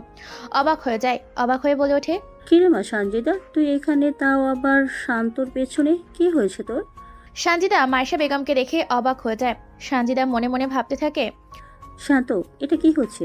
আমি তো তোর সাথে সঞ্জিতার বিয়ে ঠিক করেছিলাম। তোমরা কার সাথে বিয়ে ঠিক করেছো আমি জানি না, কিন্তু আমি এই মেয়েকে বিয়ে করেছি। এখন আমি রুমে যাচ্ছি। কথাটা বলে কাউকে কোনো কিছু বলার সুযোগ না দিয়ে সঞ্জিতাকে টানতে টানতে নিজের রুমে নিয়ে যেতে থাকে। নিজের রুমে নিয়ে গিয়ে খাটের পর ছুঁড়ে মারে সঞ্জিতাকে। এরপর দরজা বন্ধ করে দেয়। সঞ্জিতা ভয়ে চোখ বন্ধ করে ফেলেছে। নিজের পরনে থাকা সাদা রঙের শার্টটা খুলে ফেলে। শান্ত আবার বলে ওঠে, তোর খুব দেমাগ তাই না? আজকে তোর সমস্ত দেমাগ ভেঙে ফেলবো। কথাটা বলে খাটের উপর উঠে যায় শান্ত। ভয় পেছাতে থাকে সঞ্জিতা। সঞ্জিতার পরনে থাকার সেই ময়লা টি শার্ট ছিঁড়ে ফেলে দেয়। স্পষ্ট দেখা যায় বুকের ওপর ছোট কাপড় ছাড়া কিছুই নেই। সঞ্জিতার ওপর জোর করতে থাকে, ভয়ে চেঁচাতে পারে না। হাতের তালুর মাঝে আঙুলের ভাগে নিজের হাতের আঙুল ঢুকিয়ে দেয় শান্ত। এরপর খাটের সাথে চেপে ধরে। ঘরের মধ্যে আলতো করে কেস করতে থাকে শান্ত। ধীরে ধীরে পাগলের মতো ছোট ছুঁয়ে দিতে থাকে সঞ্জিতাকে, পাগল করে তুলতে থাকে। ধীরে ধীরে নিজে নামতে থাকে পাগলের মতো। নিজের রাগ আর ক্ষোভ মেটে থাকে সঞ্জিতার ওপর। সঞ্জিতা ব্যথায় কুকড়ে ওঠে, ভয়ে কথা বলতে পারে না। মুখ বুজে সমস্ত রোমান্টিক অত্যাচার সহ্য করতে থাকে। নিজের ক্ষোভ আর রাগ মোটাতে থাকে। সঞ্জিতা ব্যথায় কুকড়ে ওঠে। এক পর্যায়ে শান্ত নিজের সমস্ত পুরুষত্বের শক্তি শেষ করে দিয়ে নিজের শরীরটাকে মিলিয়ে দেয় সঞ্জিতার ওপর আর ঘুমিয়ে যায় সেখানে। সঞ্জিতা ব্যথায় নড়াচড়াও করতে পারে না। নিজের ওপর থেকে শান্তকে সরিয়ে দিয়ে পাশেই ঘুমিয়ে পড়ে। রাত এইভাবেই কেটে যায়। কেউ রাতে আসেনি ভয়ে। সকালবেলা মিটমিট করে চোখ খুলছে শান্ত। হঠাৎ করে পাশে দেখিয়ে দেখতে পায় এখনো বেদমভাবে ঘুমাচ্ছে সঞ্জিতা। ঘুম ভেঙে যায় সঞ্জিতার। সঞ্জিতা উঠতে পারে না, কষ্ট করে উঠে হেলান দেয় খাটের ওপর। এমন সময় বাড়ি থেকে লিসা বলে ওঠে, ভাইয়া তোকে মা ডাকছে। বাইরে কারো কণ্ঠস্বর শুনে উঠে ভালো করে কাপড়গুলো জড়িয়ে নেয় সঞ্জিতা। কালকে সেই ঘটনার পর সাব্বির ফোন করে সব খবর চ্যানেলে বলে দিয়েছে যে এই বিষয়ে কোনো খবর প্রচার না করা হয়। তাই ভয়ে আর কেউ শান্তর বিষয়ে কোনো চ্যানেলে খবর প্রকাশ করেনি। শান্ত উঠে গিয়ে দরজা খুলে দেয়। বাড়ি থেকে ভেতরে প্রবেশ করে লিসা। প্রবেশ করতেই মুচকি হাসি দেয়। তাকিয়ে আছে শান্ত আর সানজিদার দিকে লিসা মুচকি এসে বলে ওঠে, তোরা নিচে আয়, আমি গেলাম, তোদেরকে ডাকছি। কথাটা বলে চলে যায় লিসা। আর শান্ত সানজিদার দিকে তাকায়, উঠতে পারে না, কেন কালকে রাতে তার ওপর যে অত্যাচার করেছে শান্ত, তাতে প্রচণ্ড ব্যথা, শরীরে জ্বরও চলে এসেছে। নিজের ইচ্ছে মতো নিজের রাগ ও শক্তি প্রয়োগ করেছে। আগে রাগের বশবর্তী হয়ে সানজিদার ওপর শান্ত ফ্রেশ হয়েতে চলে যায়। সানজিদা এখনও উঠতে পারে না। ফ্রেশ হয়ে শান্ত বলে ওঠে, ফ্রেশ হও, নিচে যেতে বলেছে। চুপ কর শালা লুচ্চা, কুত্তা বান্দর কোথাকার, তোর অত্যাচারে আমার জ্বর চলে এসেছে। আই এম সরি, আমার মাথায় তখন প্রচণ্ড রাগ ছিল। চলো ফ্রেশ হয়ে নিবে, নিচে আমাদের খেতে ডাকছে। এরপর সানজিদাকে কোলে করে ফ্রেশ হওয়ার জন্য নিয়ে যায় বাথরুমে। ফ্রেশ হয়ে বাইরে বের হয়ে আসে। শান্ত চলে যায় লিসাকে পাঠিয়ে দেয়। লিসের ডয়ার থেকে সুন্দর 2টা শাড়ি বের করে এনে পরিয়ে দেয় সানজিদাকে। এরপর নিচে যায়, খাওয়া দাওয়া করছে সবাই মিলে। তখন মাইশা বেগম বলে ওঠে, কি এমন হয়েছিল যে তুই আমাদেরকে না জানিয়ে বিয়ে করে নিলি? তাছাড়া এই মেয়ের সাথে তো তোর বিয়ে ঠিক করেছিলাম। না মা, এমনি পছন্দ হয়েছিল তাই বিয়ে করে নিয়েছি। বিকেলে তোর শ্বশুরবাড়ি থেকে লোক আসবে তোদেরকে নিয়ে যেতে। আজকে আমরা তোর বাবার বন্ধুর মেয়ের বিয়েতে যাব। তোরা দাওয়াত খেতে আসিস। আজকে শ্বশুরবাড়ি থেকে তোর লোক আসবে। সানজিদার সাথে তুই তাদের বাড়িতেই যাবি। আমি ফোন করে জানিয়ে দিয়েছি ওনাদের। ঠিক আছে তো সানজিদা? ঠিক আছে মা। তারা খাওয়া দাওয়া শেষ করে এদিকে শাওরিয়ার ভীষণ রেগে আছে। শাওরিয়ারের ছেলে দুলালকে শান্ত মেরেছে। এটা মেনে নিতে পারছে না শাওরিয়ার বলে ওঠে, ওই কুত্তার বাচ্চা ও তার পরিবারকে মাটির সাথে মিশিয়ে দে, খোঁজ খবর নে কে কোথায় আছে। একটা দলের লোকগুলো বেরিয়ে যায় খোঁজ খবর নেওয়ার জন্য। দেখতে দেখতে সন্ধ্যা হয়ে যায়। সন্ধ্যায় শান্ত ও সানজিদা তাদের মেহমানদের সাথে সানজিদাদের বাসায় চলে যায়। রাতটা এইভাবেই কেটে যায়। পরের দিন সকালবেলায় শান্তর বাবা মাকে দাওয়াত খেতে এক জায়গায় যায়। শান্ত অফিসে নিজের কাজ নিয়ে ব্যস্ত আছে। হঠাৎ করে পকেটে থাকা ফোনটা বেজে ওঠে। রিসিভ করতে পাশ থেকে বলে ওঠে, এই শান্ত, তুই কোথায় আছিস? তোর বাবা মা ও বোনকে বাঁচাতে চাইলে আমার ঠিকানায় চলে আয়। তুই আমার ছেলেকে মেরেছিস, এখন তোর পুরো পরিবারকে আমি শেষ করে দেবো। আমি শাহরিয়ার, বাঁচাতে চাইলে আমার ঠিকানায় চলে আয়। কথাটা শোনার সাথে সাথেই শান্ত টেনশনে পড়ে যায়। দ্রুত পকেট থেকে ফোনটা বের করে কল করে সাব্বিরকে আর বলে ওঠে, 26 শাহরিয়ারে যতগুলো আড্ডার জায়গা আছে সবগুলোকে ঘেরাও করে ফেলো এবং তার লোকজনকে মেরে বালি চাপা দিয়ে দেই। ওকে ভাই। কলটা কেটে দিয়ে অফিস থেকে বের হয়ে যায়। পরপর রাস্তা দিয়ে প্রায় 45টিরও বেশি গাড়ি ফুল স্পিডে ড্রাইভিং চলে যাচ্ছে। সেই গন্তব্যের উদ্দেশ্যে প্রায় শহরের বাইরে চলে এসেছে। শান্তর পকেটে থাকা ফোনটা আবারও বেজে ওঠে। ফোনটা রিসিভ করতে ওপাশ থেকে বলে ওঠে, কিরে তুই পাগল হলি নাকি? নিজের বউয়ের পরিবারকে ফেলে রেখে আমার ঠিকানায় ছুটে আসলি। তোর ভালোবাসার সবেমাত্র বিয়ে করা বউকে বাঁচাবে কে আমার হাত থেকে? এই কথা শোনার সাথে সাথেই গাড়ি ব্রেক করে শান্ত ওপাশ থেকে শাহরিয়ার বলে ওঠে, তোর কাছে মাত্র 15 মিনিট সময় আছে। বউকে বাঁচাবি নাকি নিজের বাবা মা ও বোনকে, সিদ্ধান্ত তোর কাছে। দুজনকে দুই প্রান্তে রেখেছি, দুজনের গলায় ছুরি ধরা আছে।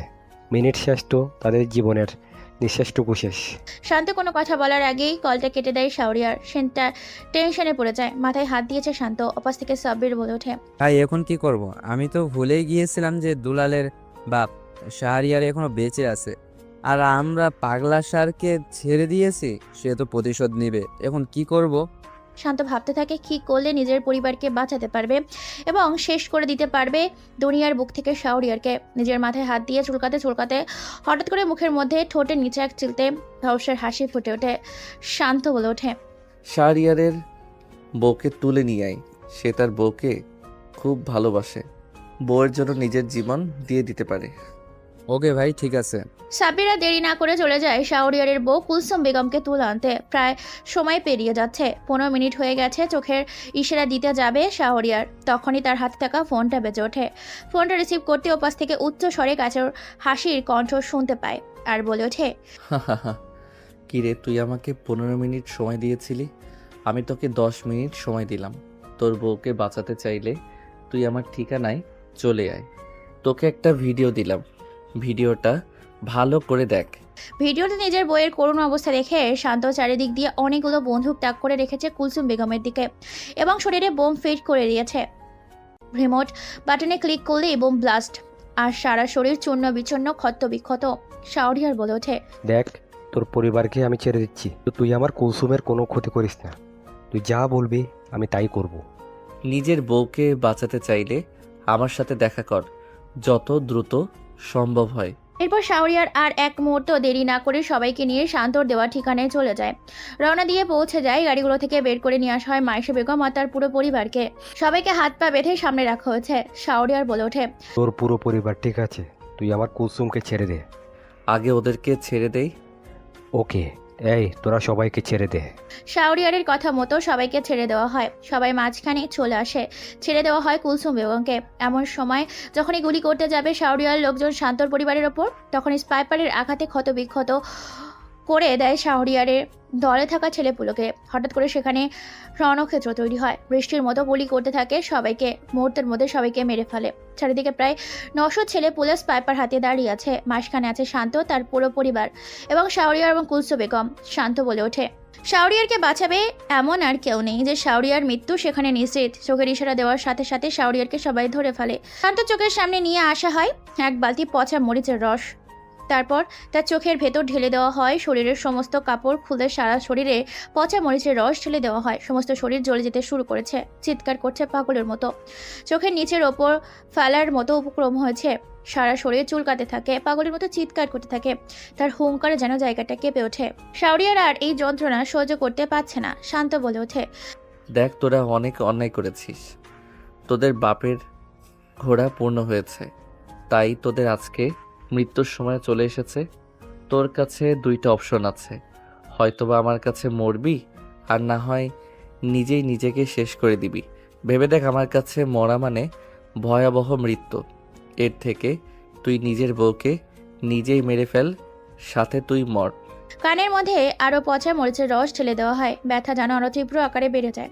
সরাসরি এবং মাটিতে পড়ে গড়াগড়ি খেতে শুরু করেছে। এই যন্ত্রণা সহ্য করতে পারে না। মাটিতে পড়ে থাকা বন্দুকটা তুলে পরপর কয়েকটা গুলি চালায় কুলসুম বেগমের ওপর। কুলসুম বেগম নিথর দেওয়াটা মাটিতে আছড়ে পড়ে।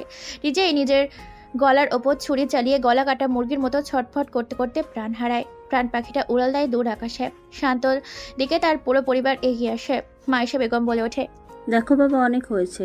এই খারাপ কাজ এখন এই সব কিছু ছেড়ে দিয়ে ভালো হয়ে নিজের জীবনটাকে সুন্দর করো। ঘরে বউ এনেছি, বউকে নিয়ে সুখে সংসার করো। পুরো পরিবার নিয়ে বাড়ির উদ্দেশ্যে রওনা দেয়। সানজিদা এখনো ভয় পাচ্ছে। শান্তকে রাতে সবাই খেতে বলেছে। খাওয়া দাওয়া শেষ করে নিজের মতো করে ডেজার রুমে চলে যায়। সানজিদা বলে ওঠে, আমার কাছে আসতে হলে আপনাকে সব কিছু ছেড়ে দিতে হবে, কারণ আপনার জন্য আজকে আমার পুরো পরিবার মরতে বসেছিল। আমিও সিদ্ধান্ত নিয়েছি, সব কিছু দায়িত্ব এখন সাব্বিরকে বুঝিয়ে দিয়ে আমি এখন নিজের ব্যবসা সামলাবো। বয়স তো অনেক হয়ে গেল, এখন অবসরপ্রাপ্ত। স্বপ্ন এখন তোমাকে নিয়ে সুখের সংসার। ঢং দেখলে আর বাঁচি না, মাফিয়া কোথাকার। তাই না? কথাটা বলে সঞ্জিতাকে কোলে করে শান্ত খাটের ওপর ফেলে দেয়। এরপর চোর পুলিশ খেলায় মেতে ওঠে দুইজনে। ভালোবাসার মধ্য দিয়ে রাতটা পার করে দিয়ে সময়টাকে উপভোগ করতে থাকে। নিজের পথ চলা এবং ভালো থাকার প্রতিশ্রুতি দিয়ে নতুন করে সংসার শুরু করে তারা। তাদের সংসারের জীবনের দোয়া এবং আমাদের চ্যানেলের নতুন নতুন গল্প যেন আপনাদের উপহার দিতে পারি, এই দোয়া চেয়ে সুস্থতা কামনা করে গল্পটা এখানেই শেষ করে দিলাম। আর হ্যাঁ, এই মাসে মোট 7টা নতুন গল্প আসতে চলেছে। ধন্যবাদ সবাইকে। আসসালামু আলাইকুম।